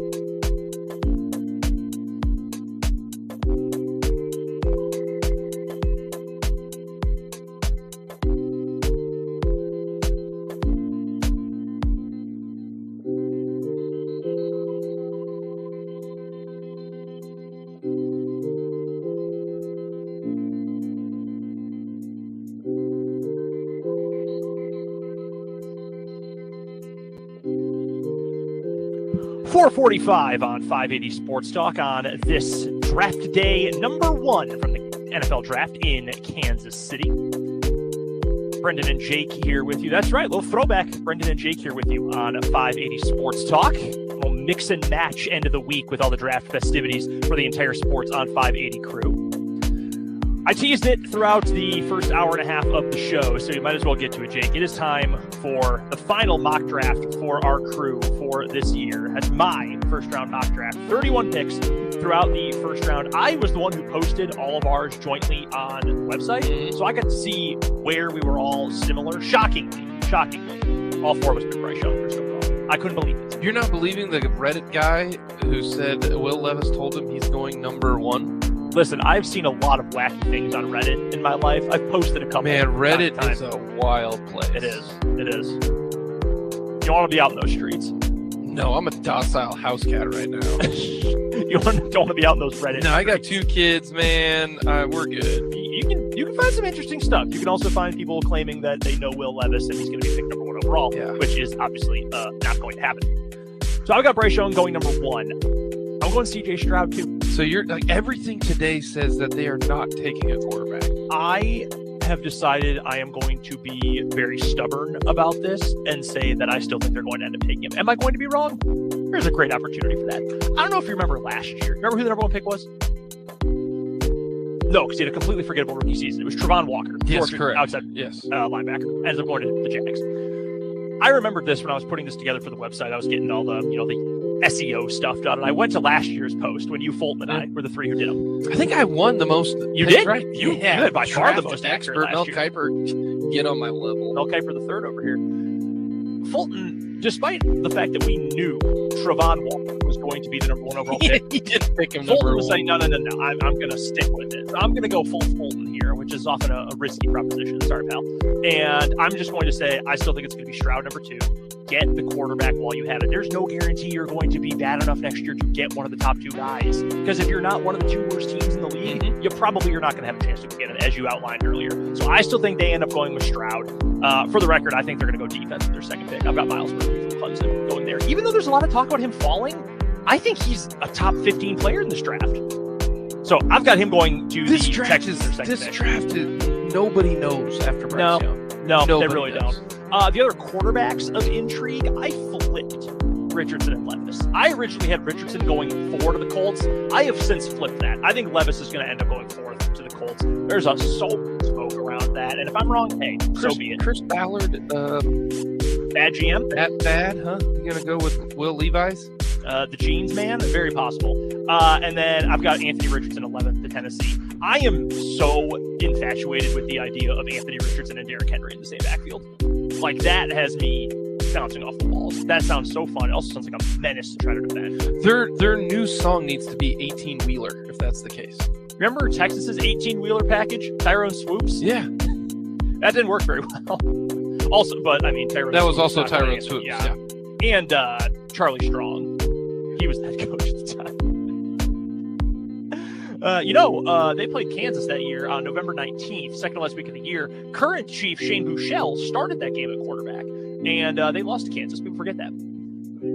David Beatty beat Texas. People do Texas forget has KU's beaten Texas 2 like the last 5 years. that. Yeah, that's awesome. hilarious. Absolutely wonderful. Rest of my top 5, I've got Will Anderson going 3rd to Arizona. They have so many needs. Take the best player available, and he's the best overall player in this draft, I think. And then I'm still going to go with Jalen Carter 5th. I do think Carter's going to end up 5. No, Vegas does as well. Do they? Yeah. Oh man, the draft's starting to fill in. That looks like the Chiefs parade almost. It's so full outside. And again, we've got the screens up here. I think it's up tuned to NFL Network right now. They've got the overhead shots of Kansas City. We were telling you earlier, if you want to come, it looks like it's going to be worth it. It looks like an absolute blast out there. Should you be able to come out. But hurry, because they're doing red carpet now as well. The players are walking out. Bijan Robinson on screen right now. So Where's he gonna go? well, I'm happy you asked. He's not going to Atlanta. I do not have him going to Atlanta. Dan does. Dan has him going to Atlanta. I'm leaning too far into nerd territory here, like PFF nerd territory. Like, you can't take a running back. You just can't do it. He's probably one of the 10 best players in this draft, just overall talent, regardless of position. And what's funny is he doesn't have speed. No, he's just good at everything. You know what I mean? He's not he's not fast. Like he will not have an 80-yard touchdown run. Someone will hawk him down. Is he wearing Doc Martens right now? He might have been wearing Docs. 1997 Jake would think he's the coolest. Yeah. Back when Doc Martens were a thing. You were like 4. I turned 3 in 1997. Man, Doc Martens were they're back now though. Yeah, they're in because they're retro. Yeah. That was I'm long retro. time ago I'm now. in. That was 25 years ago. Yeah. That's a long time. I've got him going 26th, which feels too late. because there's so much talk about him going earlier, but there's just no value in having running backs at that point, especially now. I saw this week. I think Bill Barnwell retweeted. It was from Over the Cap. And it was the positional value. Like if you take a quarterback at number 8, the number 8 pick, make $8.3 million. That's what they count against the cap. A good NFL quarterback makes $30 million plus per year now. And you could get that for $8.3 million? That's unbelievable. So why would you take a running back when you already aren't paying them? No free agent. Like Miles Sanders got an okay deal in Carolina. It wasn't a great year for free agent running backs, but why? Just pay them later anyway. So that's, I know that's not why every, the Chiefs were stupid at 31 or 32. Yeah. Which at the time, I know we thought he'd be more than he was, but hey, you miss sometimes. That happens. So I've got Robinson going late. I think he's a great fit for Dallas. No more power back in Zeke. Pollard's just a one-year thing on the franchise tag. Bijan feels like he could be a star there from Texas Longhorn, all that. I think that one makes a whole lot of sense. Chiefs, Quentin Johnston. Speaking of Quentin Johnston, this was just tweeted out by the Draft Network analyst Ryan Fowler. Some late buzz surrounding wide receiver Quentin Johnston. The Giants and the Chiefs remain heavy players, and one source mentioned KC might jump New York to take the TCU wideout if needed. Here is the one thing about Quentin Johnston that I wonder if this is not even true at all. There's one thing that Andy Reid hates more than anything when it comes to his wide receivers. Do you know what that is? Bad hands. Bad hands. That's why they signed Jason Avant. Great hands. Quentin Johnston. 10 years ago, but still. Johnston doesn't have the greatest hands. He dropped 2 wide open passes in his pro day. Mm-hmm. Okay? When he's guarded by air. That makes me wonder if that is even remotely true. You have to be able to catch the football for Andy Reid. That's a question mark to me. So, but you get if he goes there at 31, I am fully on board with that. They don't have that guy, you know. Mm-hmm. No, I agree. They don't. So I would be on board with that. It's an interesting debate there because you get the best of him, his best thing, separating and yak. Well, what did the Chiefs want all their receivers to be able to do? Separate, get open, and then run after the catch. Great fit. Andy Reid also very picky about guys in their hands. Quentin Johnston, obviously a question mark. I do think it makes sense. He worked out with Mahomes. Now, maybe that backfires and it was, wow, dude, this workout sucks. Like, we're not going to take you for that reason. But I still think it makes a modicum of sense there, especially with how the board fell for my mock draft. A couple others that are possibly intriguing. All the good offensive tackles gone by 28 in my draft. I wanted to take an offensive tackle for the Chiefs. I had them all gone by number 28. Anton Harrison going to Cincinnati. That's another team. Jonah Williams doesn't want to be there anymore. He's asked for a trade. They've got left tackle locked down with Orlando Brown.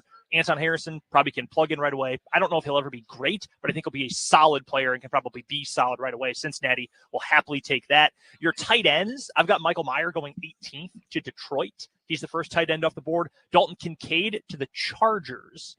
They need some pass catching. Low key, they need some pass catching help. And well, they're going to definitely need pass catching help next year because the Mike Williams and Keenan Allen cap hits are in the 30s next year. Yeah, so I think Kincaid ends up right there. And because I know everybody was obviously thinking about this, I wanted to take Jackson Smith and Jigba to the Packers really badly. I will believe it when I see it. And right now, I can't. Brandon, I'm going to tell you this. That was the pre-Rodgers, or that was the Rodgers era. We are in a different era. They're taking him.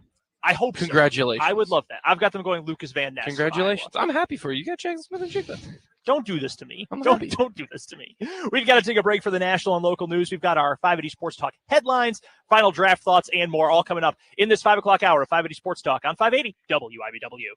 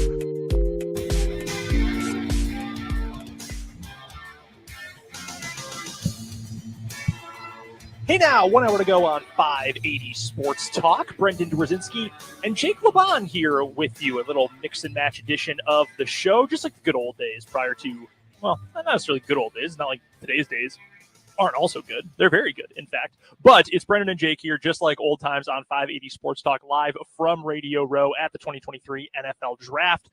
Round 1 beginning in just about 2 hours. We will meet the newest NFL superstars coming up in just about 2 hours from now, about 120 minutes. We're looking forward to it. We've got plenty of draft talk coming up, obviously, throughout the rest of the show today. We'll get you some final thoughts on some draft chatter later on. We will also get to our 580 Sports Talk headlines coming up here in just a matter of moments, plus some thoughts on some K-State players. I know Dan and I talked about this the other day, but I'm curious, Jake, where you feel we might see Felix Anudike-Uzomah, where we might end up seeing Julius Brents, and where we'll see Deuce Vaughn. We had a lot of discussion about him yesterday. There's been a little bit of a hot topic debate on Twitter recently about what Deuce Vaughn's draft status and draft cred looks like. So we'll talk about that coming up here in just a little bit. Of course, we'll keep taking your texts. 785-272-9429 is the text line number. We'll keep taking your YouTube comments. Our channel is called Sports on 580 WIBW, and it is very important that you know where our YouTube channel is, because tonight, 7 o'clock start time, and we're going to go throughout the first round, one way or another. We're going to have different shifts of people. Jake and I will be on. We'll get the rest of the crew on. We're going to be live streaming the draft. We're not going to be, filming the draft actually happening or anything. There are rules and rights that we have not paid for and will not be doing that. But we are going to have instant reaction. We'll break down the picks. We'll talk Chiefs. We'll talk trade. We're going to do all of it. We're going to be here throughout the night covering it. It will be live on YouTube. It will not be on the AM or on FM 104.9. We've got Royals baseball coming up tonight. 6:40 first pitch. Royals will be in action as they start a 4-game set with the Twins. On the road, by the way. So we want you to come check us out on YouTube. We'll be streaming throughout the night. You'll be able to go back, rewind, fast forward, all that on YouTube. Sports on 580 WIBW is the name of our account. Go subscribe right now if you haven't already. If you have, boom, perfect. You're going to see it right on your homepage throughout the night while we're live. You are going to see us up, active, ready to go. But we would love for you, if you haven't already, go check out our YouTube, subscribe to it. That's the way you'll best be able to see when we go live tonight and be able to check out all of our draft content throughout the evening. We are very excited about this. It's going to be fun. It's going to be our biggest live video project yet, and we are looking forward to it, looking forward to seeing and hearing from you coming up tonight. Again, that's on YouTube, Sports on 580 WIBW, throughout the duration of round number 1 of the NFL Draft. We'll also want to give a shout out, by the way, Kyle Manthe back at the 580 studios on Huntoon Hill, holding things down for us while Jake and I are on the road today. Appreciate the help as always, Kyle. And that means right now, finally, it is time for our 580 Sports Talk headlines. First one we'll get to today. We already talked about it earlier on in the show, but Lamar Jackson has finally got his new deal with the Baltimore Ravens. 5 years, $260 million total value with $185 million guaranteed. It felt for a little while there like, man, are they going to get this deal done? If you're the Baltimore Ravens, you don't screw this up. You're not going to find a quarterback better. You're picking 22nd this year. You've got too many talented pieces, an ownership group that's not going to tank, and a coach that's not going to tank. You're not going to end up getting Caleb Williams or Drake May next year. So what are you going to end up doing? You're going to settle for a middling quarterback. You're going to go draft Hendon Hooker this year. Probably not going to work out. Keep Lamar Jackson. Pay him what most of the people in the world, in the NFL world, thought he was owed. This is a ton of money. It is $52 million a year. That is the new highest paid annual value in the NFL. But this is a guy who has won a former MVP award. Now, he did not get the fully guaranteed number that Deshaun Watson got. He also did not get, or he did get more total value than Watson. He didn't get it fully guaranteed. I think, one, that's the worst deal in professional sports history. 2, the Deshaun Watson deal. 2, this feels about fair for Lamar. It's new, top of market value. He's a former MVP. He's the lifeblood of that franchise, that fan base, that team as it is currently constructed. No problem with that going to Lamar. If you are the Chargers and the Bengals, it should be a race to get this next deal done. It absolutely should be. Burrow deserves more than Herbert does. There's honestly no doubt in my mind that Burrow deserves more than Herbert does. But if you're the Bengals, get it done. Don't worry. Don't fret. Just get it done as fast as you can. You know Burrow's going to be the highest paid or higher paid than Lamar is. So just go get it done right now before, again, the price of the brick goes up once Justin Herbert gets his deal. But the Baltimore Ravens, Lamar Jackson, 5 years, $260 million. By the way, we had a text earlier on the text line, 785-272-9429. We had a text earlier that said, enough about Lamar Jackson's money. When does the Motley Crue concert start tonight?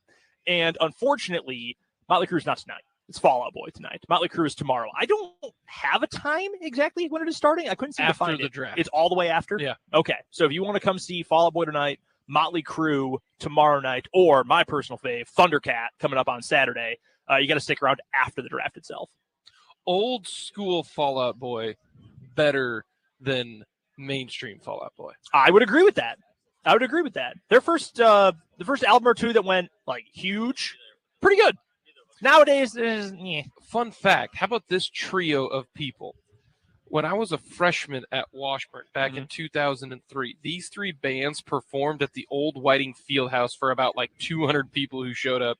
It was me, a bunch of my buddies, and that was about it. We like barely like filled in Whiting Fieldhouse.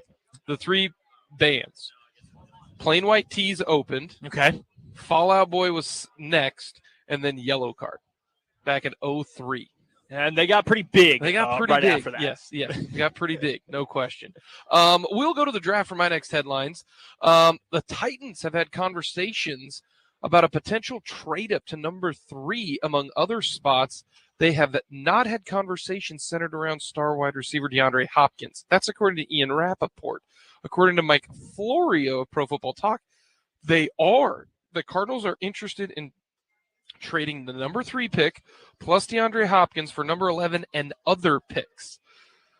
I don't see them doing that, but who are you taking at pick 3 if you are the Titans? Is it C.J. Stroud? Is it Anthony Richardson? Is it for a quarterback, especially if Houston doesn't take it? Very, very interesting on that. There is some reports that the Chiefs are interested in Quentin Johnston, as is the Giants, and the Chiefs could leapfrog the Giants to get there. They would have to get all the way up to pick number 24, which is doable because who is picks number 24? Jacksonville. Former Chief OC Doug Peterson. Guessing Andy Reid still has him in his cell phone would be my guess. Here is my question about that, though. Would Jacksonville want to make a trade with the Chiefs? And does it matter? Because I think you could argue it doesn't really matter. The Chiefs are the Chiefs. The Chiefs have already made a trade within the last 3 years for another team that thought it was at the top of the AFC. That went through. John Harbaugh, Andy Reid, great relationship, obviously.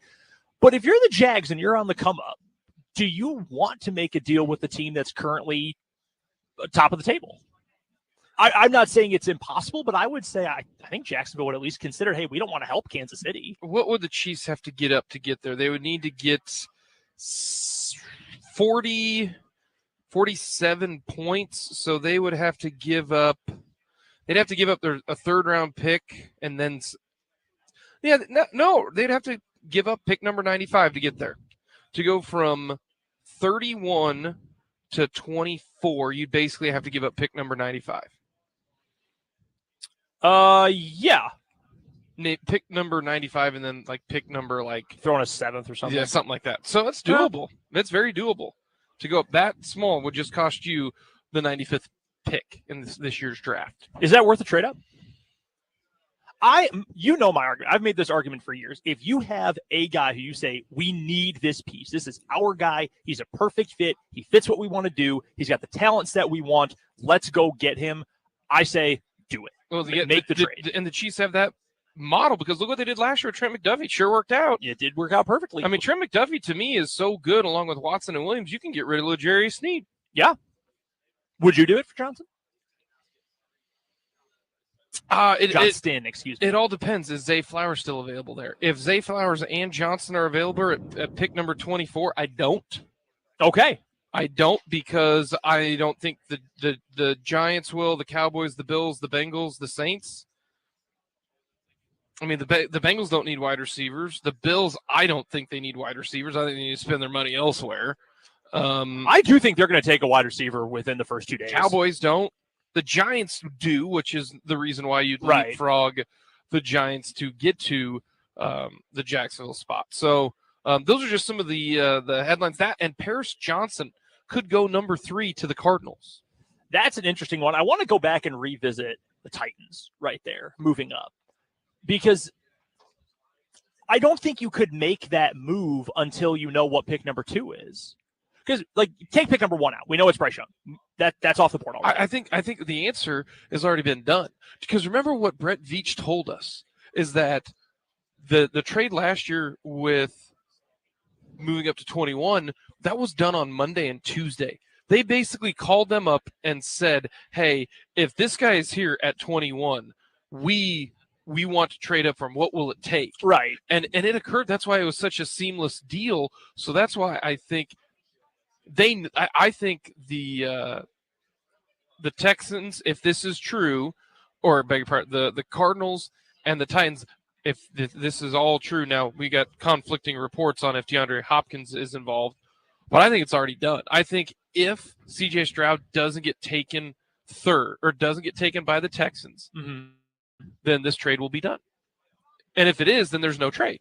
Yeah, so it's built in. That's what Brett Veach told us this last year was that, hey, if our guy falls this far, we will make the trade. Hey, what's it going to take to get to that spot? And there you go. Yeah, I guess I should have rephrased. I mean, that's the kind of thing that has to happen on the fly. Yeah. That if this situation plays out, we'll do it. If not, maybe they have a deal set up with Seattle at 5, Indy at 4. Well, Indy's tough because they're in the same division, but they might have something else set up. It's such a unique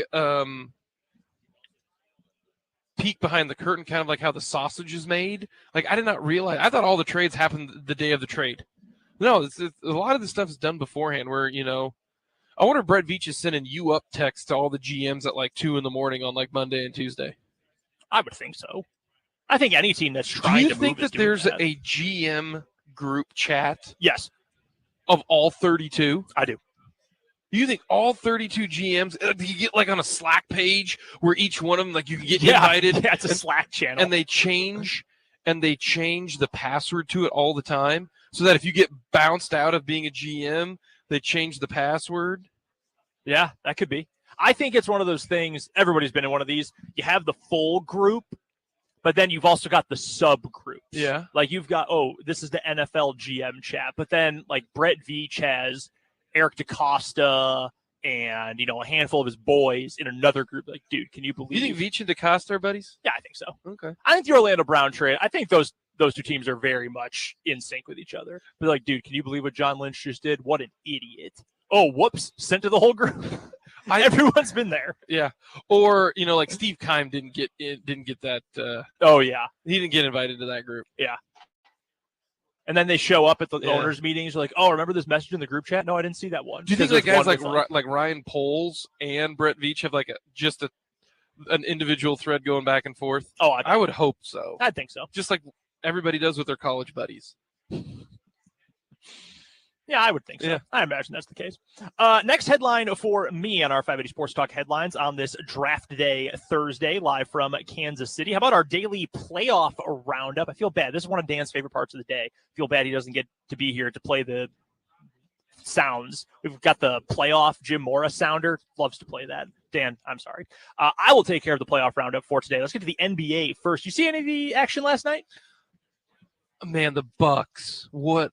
All-time choke. What did you do? All-time choke job. They lost in 5. It wasn't even like one of those 8-1 series that went 7 games. They lost in 5 games. Giannis didn't play in 3 of them. That is a factor. The only game they won, he didn't play. They were better without him. That was a factor. Also, you could argue they would have won last night if he hadn't played. He missed 13 free throws. He also did drop 38 and 20. Could have had 13 more. I think it's more so that they were up by 18 with 5 minutes to go and lost. It's not great. It's not great. Jimmy Butler's that dude. I love Jimmy Butler so much. We went over this a couple days ago. He is always going to be that dude for me. I love Jimmy Butler forever. So the Heat advance on. They will take on the Knicks, who kind of embarrassed the Cleveland Cavaliers in their series. 5 games. Really didn't have much stress at all throughout that entire series. So the Knicks and the Heat going to meet. They did that 4 years in a row, 97 through 2000 in the NBA playoffs. They're going to do that again. You're right. Bucks, all-time embarrassment. They've got to make wholesale changes. Real bad. Like you've got Giannis. Obviously, he's the core of it. You got to move on from Mike Budenholzer. Probably got to move on from Chris Middleton. You got to rebuild that entire supporting cast because, yikes, it is gross. The Sacramento Kings, they're probably cooked. They lost at home last night to the Warriors. They had to win at home because the Warriors have been so bad on the road. The Kings have been good at home overall. You could not drop one at the Golden One Center. So now they're going to have to win one on the road and another one at home to stay alive. Sucks that De'Aaron Fox got hurt. He's been so good all year, but that broken tip of his finger obviously hampering them. So unfortunately, I think the Kings are probably cooked. Meanwhile, the Grizz stay alive. They knocked off the Lakers in convincing fashion. Can you remind us what your current bet with Fulton is on the Lakers-Grizz series? All righty. If the Lakers win the series, Fulton has to mow my yard 4 times. If the Grizzlies win the series 0 times. He has to mow my yard right now twice. And me being the generous soul that I am, offered him double or nothing. For a second time, by the way. He got to 2 because of an already double or nothing bet. Yes. So if the Lakers win, Fulton has to mow my yard 4 times. And there's no stipulations. It could be all in July. Or alternately, he could get it all done sooner before it gets that hot. True. Is your yard in direct sunlight? Yes. That's tough. No trees around my house. That's tough. It takes about 40 minutes to mow my yard. Yeah. Yeah. When I was growing up, my parents' house, it takes just about an hour. Unless you're really not doing it well, then it's like 45 it takes about 40 minutes. And I'm not that and he doesn't even have to edge. He didn't have to weed eat or anything. Just mow the yard. Are you going to pay him to do it? No, this is a bet, Okay. man. No, If I was going to pay somebody to do it, listen, I'm just checking. I'd pay a lawn care company to do it. I am just checking. I'm just 10 years away from my son doing it. That's all I care about. Excuse me. One NBA game tonight because the NBA is smart and does not want to compete with the NFL draft because it is going to lose in the ratings battle to a conference call. Celtics-Hawks, game 6. Who you got? Celtics advance on with a win. Celtics. They get it done? Yeah.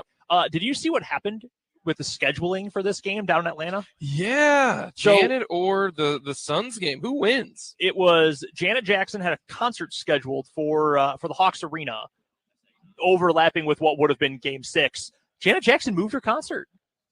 She's going to perform tomorrow, her Atlanta show instead. Who gets to determine that? Great question. Who does? I imagine it's the arena.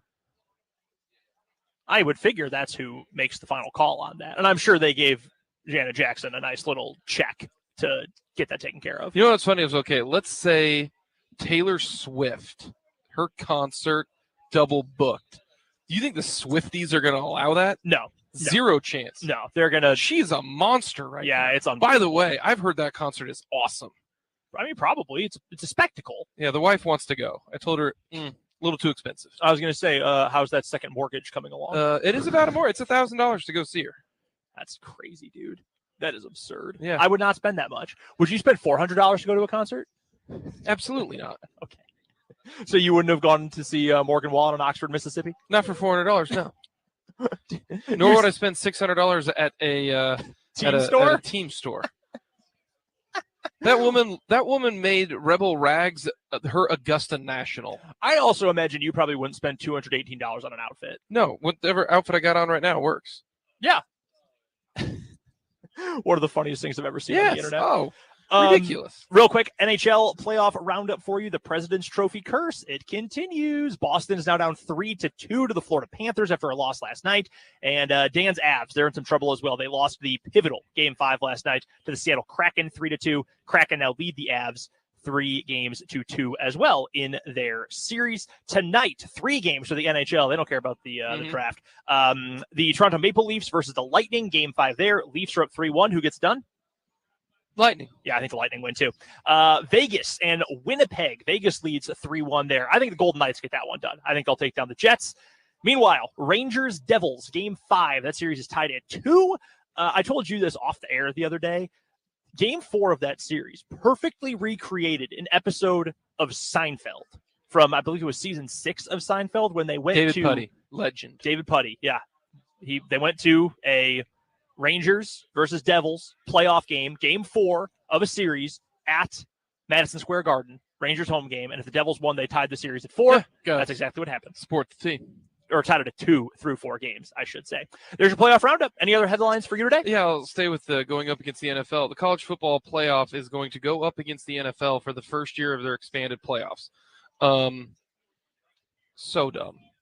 Per ESPN, one of the 4 first-round games will take place Friday, December 20th. The other 3 will take place on Saturday, December 21st. That is a triple header for the NFL to end the regular season. Or near the regular season. Yeah, it's not going to go well. So dumb. That is not How going come to go people who make a boatload of money making decisions are so bad at it? I don't know, to be honest with you. Because in future years, they're not going to do this. They're going to not have the overlap. Correct. But this year they are. Why? So dumb. Why wouldn't you do everything in your power to avoid that? Because we've seen places before say, no, we're not scared. We'll go head to head. This is our thing. This is our league. But you're not going to win. It's like trying to fight a bear. Yeah, it is. It will not end well. You remember the old saying when all the banks failed, too big to fail, and then they did. The NFL's too big to fail. You can't beat it. Yeah, it's Teflon. Dude, they've got 100,000 people outside waiting to watch a glorified conference call. They're going to watch a dude in his 50s read names off a card for 6 hours. And it's free. Yeah. Like, that's the thing that blows my mind. Like, normally, because this is a festival, okay? Mm-hmm. The difference is you're not hearing Taylor Swift or Morgan Wallen or the Chili Peppers or the Stones or whoever. It's just some guy reading off a name.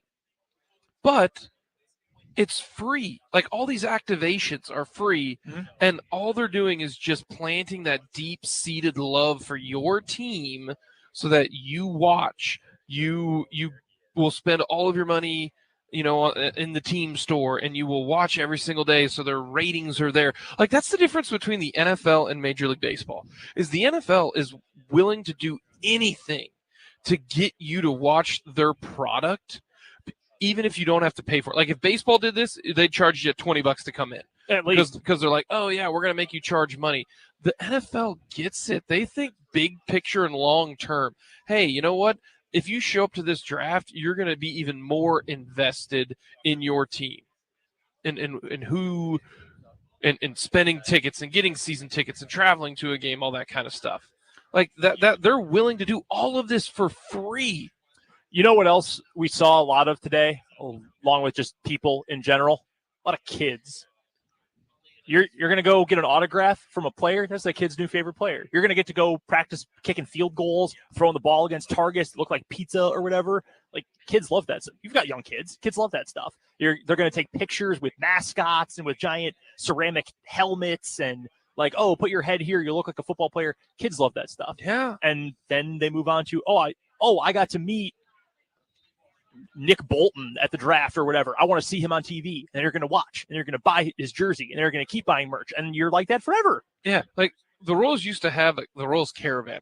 You weren't here when the caravan was going on, but they would stop by all sorts of cities. They'd have 3 different trips. They'd one go out west, one would go up north, and one would go east. Maybe even one would go south. And you'd have 2 or 3 of the players on each team. And then you'd have a broadcaster and then a Hall of Famer, and they do an autograph session. You just show up. I remember we were sitting outside of the Pizza Hut, and Danny Duffy signed every single autograph. And you'd have like Danny Duffy and Brett Saberhagen, and like Ryan Lefevre, Rex Helder, and then Denny Matthews and George Brett, and like Billy Butler would go up north to like St. Joe and up into Iowa, and you'd build that. Now they don't even do that. Like, they just don't do that. They don't promote their product the way that you should. Whereas on the flip side, the NFL makes everything feel like a massive deal. Everything is made into. People freak out and do like 3-hour television events for the schedule reveal. Yeah. It's huge. It's look at how many people are standing on it looks like the Chiefs Super Bowl parade right now. Yeah, it is flooded with people. Absolutely flooded. I had a buddy of mine text me just a little while ago and say, hey, we're here. I know you're working tonight. You're on the air right now, but if you're able to come out, come say hi. I'm looking at this and saying, dude, I don't know how I'm going to get out there. There's freaking mobbed out there. Absolutely awesome. We do have to get to a break here on 580 Sports Talk. That does it for our 580 Sports Talk headlines for today. Do not forget, tonight, starting at 7 o'clock, we're going to get the video previewed, ready to go. You'll be able to check in not too long after we're done here.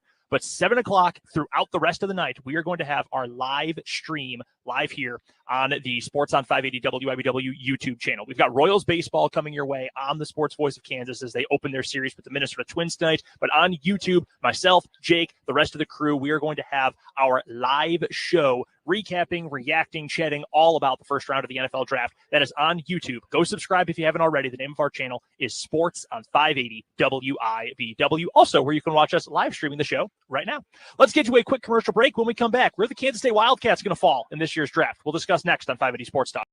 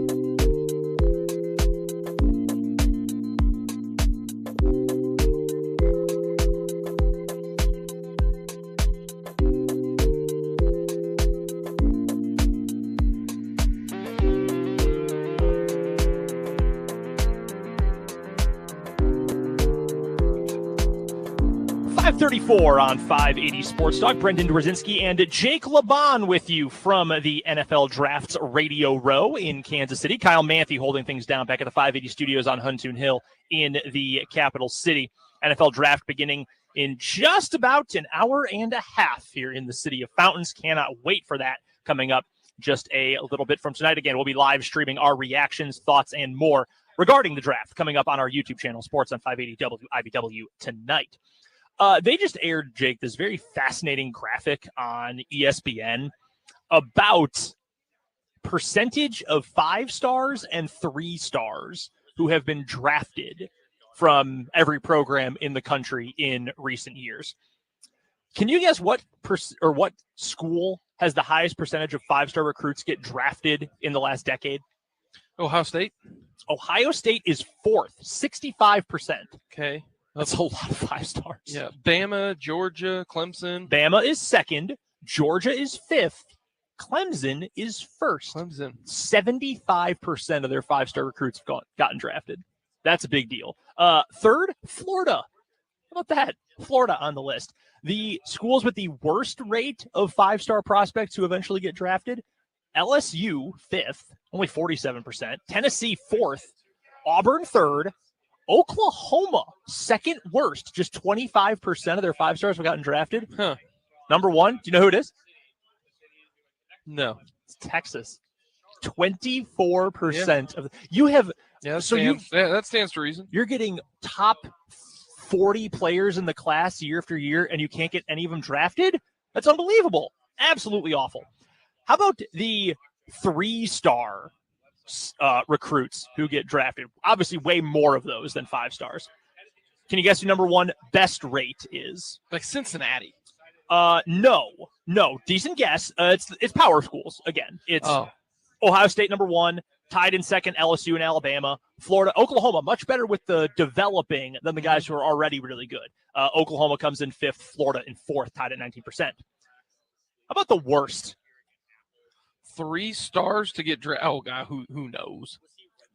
No. Here's the bottom 5. No, don't tell me who number 1 is. Is it KU? It's KU. It's KU. Wow.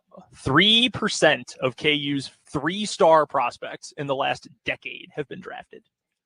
I mean, you can probably name them off the top of your head, the KU players who've been drafted. Wow, that's incredible. Yeah, pretty rough, huh? Ooh, pretty rough. Iowa State is 2nd worst.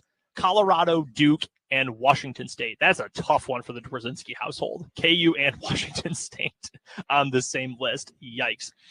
Speaking of college football and specific colleges and their draft picks, Dan and I spoke recently about the expectations for all of our local prospects. The 2 KU guys, Lonnie Phelps, as well as Earl Bostic, plus all the guys from K-State who have a chance. Of the best 3 prospects from K-State, who I would classify as Felix Udike-Uzama, Julius Brents, Deuce Vaughn, what is the best case and worst case scenario for those 3? I don't think Felix and Udike-Uzama or Brents are going first round. Even best case scenario? Yeah, I don't think either one of them go first round. Okay. I think best case scenario for them, if they do go in the first round, that's like dream scenario. All right. I will be very surprised if either one goes first round. Best case scenario is you go like 40s, I think. Okay. Late 30s, 40s. I think Deuce Vaughn, if he goes by the 4th round, that's a great. That's best case scenario. Yeah, I don't see him getting drafted before the 4th round. No, we had this discussion yesterday. We were talking about Deuce's measurables and his relative athletic score. I never even looked at his combine numbers because I figured he'll be fine. They weren't great. No, they were, in fact, the comparison is always Darren Sproles. Same kind of player, same role, all that stuff. Testing wise, Darren Sproles way better than Deuce. I like Deuce. I would take Deuce. If I had a 5th round pick, I would take Deuce Vaughn in a heartbeat. I can understand why teams might be a little scared of drafting a dude with below average athletic testing who's also 5'5". I think best case scenario for him is probably 4th round. I think worst case is 7th, right? He will get drafted. I'm certain Deuce Vaughn's going to get drafted. Yeah. I think worst case might be 7th. Teams might say, dude, we're not taking a 5'5" running back. 5'8", maybe 5'7". That's tiny. It's shrimpy. Yeah, I think best case early 2nd round for Felix. Worst case late 2nd round. He's not making the 3rd. Same thing with Julius Brents. The fact that he's 6'3" and that long and that fast, it's a lot of it's just how many reps does he got, I think worst case for Brents is end of the 3rd round. Like, I do not think he's making it to day 3. I think he's I know at one point Todd I don't think he's making it into the 3rd round. Well, I was going to say, I think most likely for him late 2nd round. I think it's a good outcome, but I think the range of outcomes for Brents is smaller. Like, I think he's a 2nd round player. I think he's one of the better cornerbacks in that 2nd tier after the obvious 1st round guys. I don't think it's likely. I would say it's slim chances. I don't think it's impossible Felix is a day 2 pick. I think there is a slim chance someone might fall in love with him at the end of the draft. Like today? Today, at the end of the 1st round.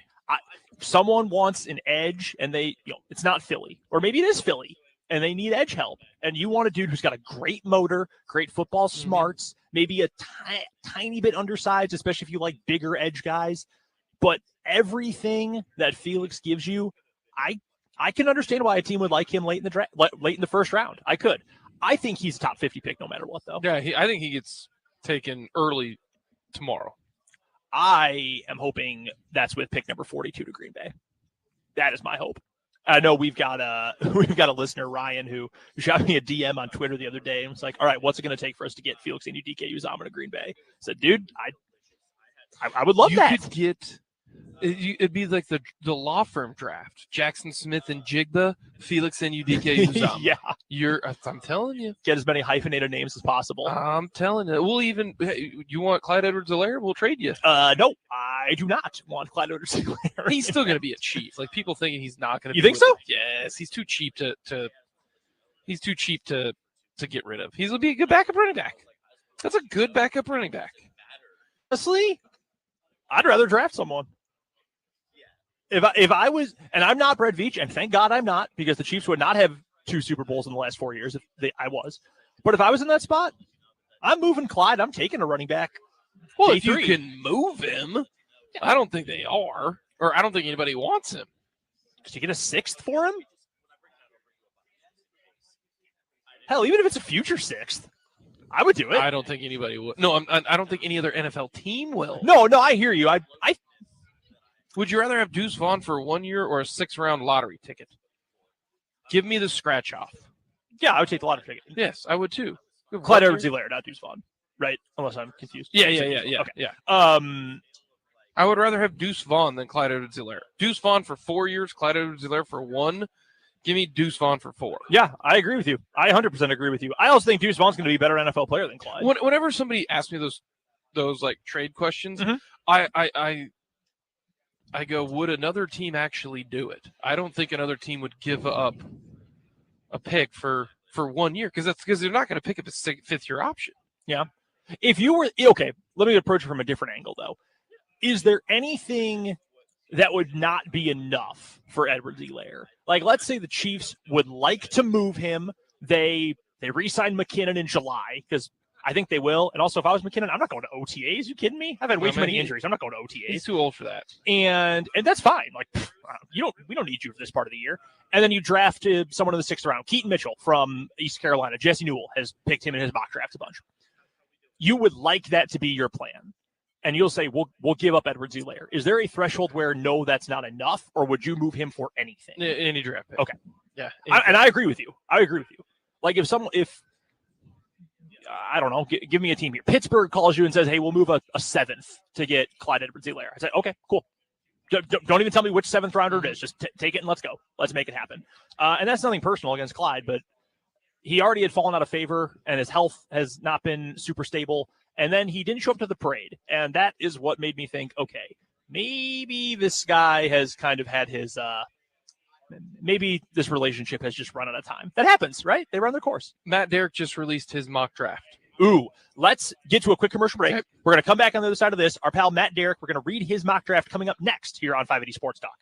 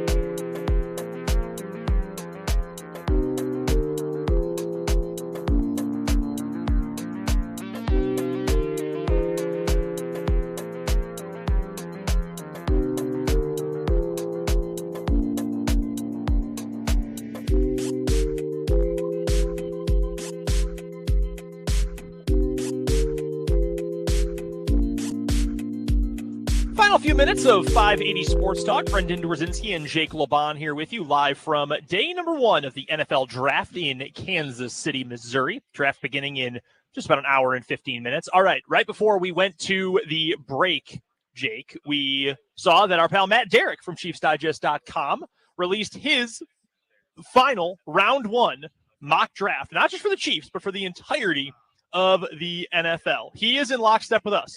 Bryce Young, number 1 to the Carolina Panthers. Glad I was worried about that, but now that Matt said it, I'm all in. He has the Kansas City Chiefs going wide receiver. He thinks Zay Flowers makes it all the way to 31. There's no way he does. I don't know. I kind of feel the same way as you do. I just don't know that he'll be there. I don't doubt that the Chiefs want him, but I feel like they may have to move up to get him, which as I said, I'm okay with. I'm okay with moving up if he is the right piece.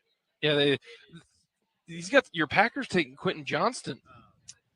I would not be necessarily opposed to that. The Packers need a yak guy. They need a yak or a true slot. And thankfully, if they go with Jackson Smith and Jigba, he can do some of both of that. Yeah.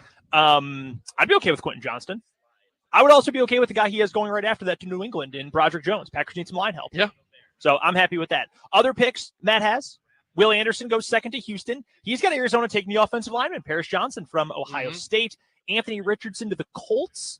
He's also got Will Levis to the Raiders. How about that? That seems like a Josh McDaniels quarterback. I hope they do that because then they're going to stink yet again. They have so many needs on that team. Yeah. Oh my God, they're going to be bad. They're going to be absolutely awful. Finishing out his top 10, he's got Anthony Richardson, as I mentioned, going to the Colts. Jalen Carter to the Seahawks. Devin Witherspoon in the corner from Illinois to the Lions. I've got that same pick. Tyree Wilson, 8th to the Falcons. Bijan Robinson to the Bears. That is a very interesting and would be extremely Bears pick. And then 10th, he and I, another one of the same picks. Nolan Smith, the edge rusher from Georgia, going to the Philadelphia Eagles. Anything else stand out about Matt's mock draft to you? Wow, we have a bunch of the same picks. We've also both got Jordan Addison to the Seahawks at 20. If Peter Skoronski goes all the way to 27, I want to say, like, I'll buy Matt Derrick a steak. There's zero chance that he lasts all the way to 27. I mean, Matt's here. Oh no, he's not here. He's at Arrowhead. He's at today. One Arrowhead Way. Yeah. I was gonna say we could probably go to the other media room and grab him, and you could make that bet with him. You could bet him he can mow your lawn. No, Matt's too smart to mow. to I would not risk that. That's the other thing too that Fulton did is he risked mowing yards. I'm not risking manual labor. Honestly, mowing the yard, I'm okay with that chore. I really am. That's fine. But not for someone else.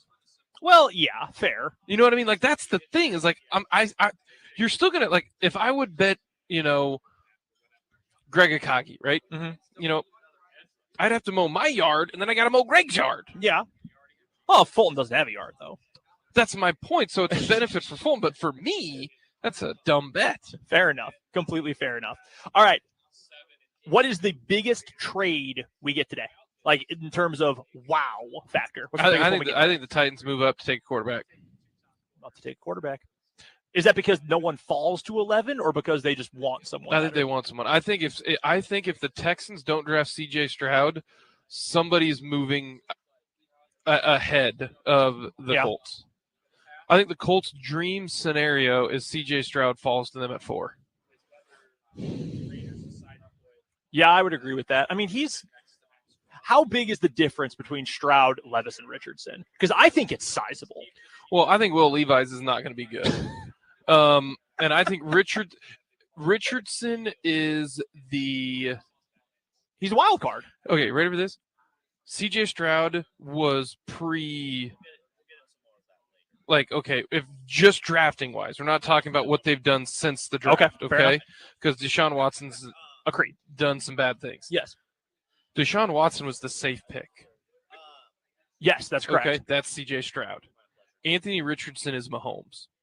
Whereas a little risky. Now, I think Mahomes was so much more well-refined coming into the NFL than Anthony Richardson. I see what you're saying. But the difference is the ceiling. Mm-hmm. The ceiling is there for Richardson. If he to me, the best comparison, it's not Cam Newton, it's Josh Allen, because Josh Allen was not accurate at all mm-hmm.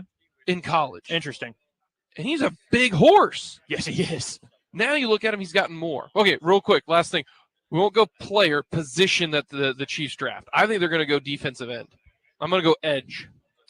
Edge, D-line, that type of thing. I'm going to stick with tackle. Okay. I think there is just not enough depth.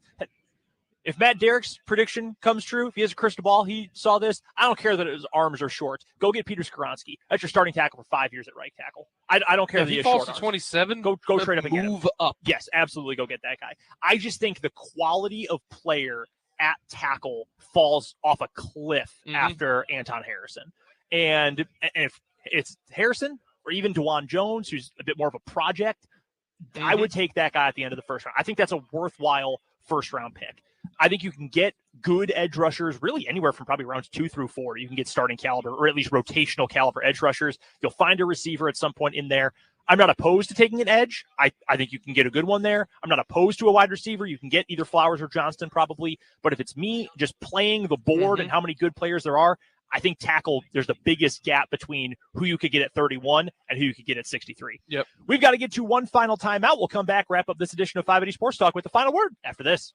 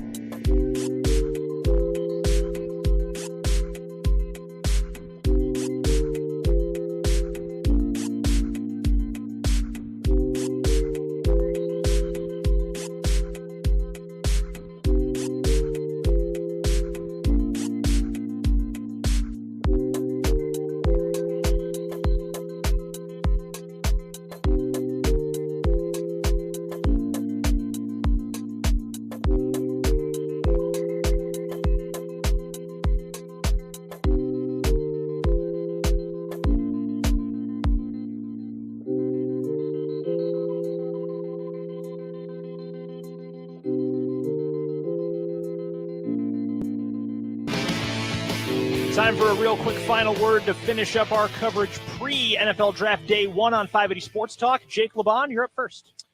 I hope the Kansas City Chiefs take a offensive lineman or an edge rusher or a wide receiver at pick 23, 22, All right. 24. Love it. Go get your guy. That's what I think that they need to do. That is what I would like them to do. Go get your guy.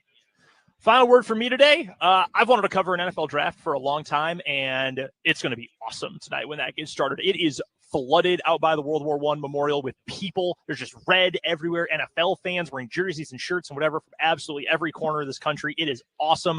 If you made it out, have fun. If not, don't know that you'll be able to park, but I hope you have a chance to come out sometime this weekend. I want everybody to take care of yourself and each other.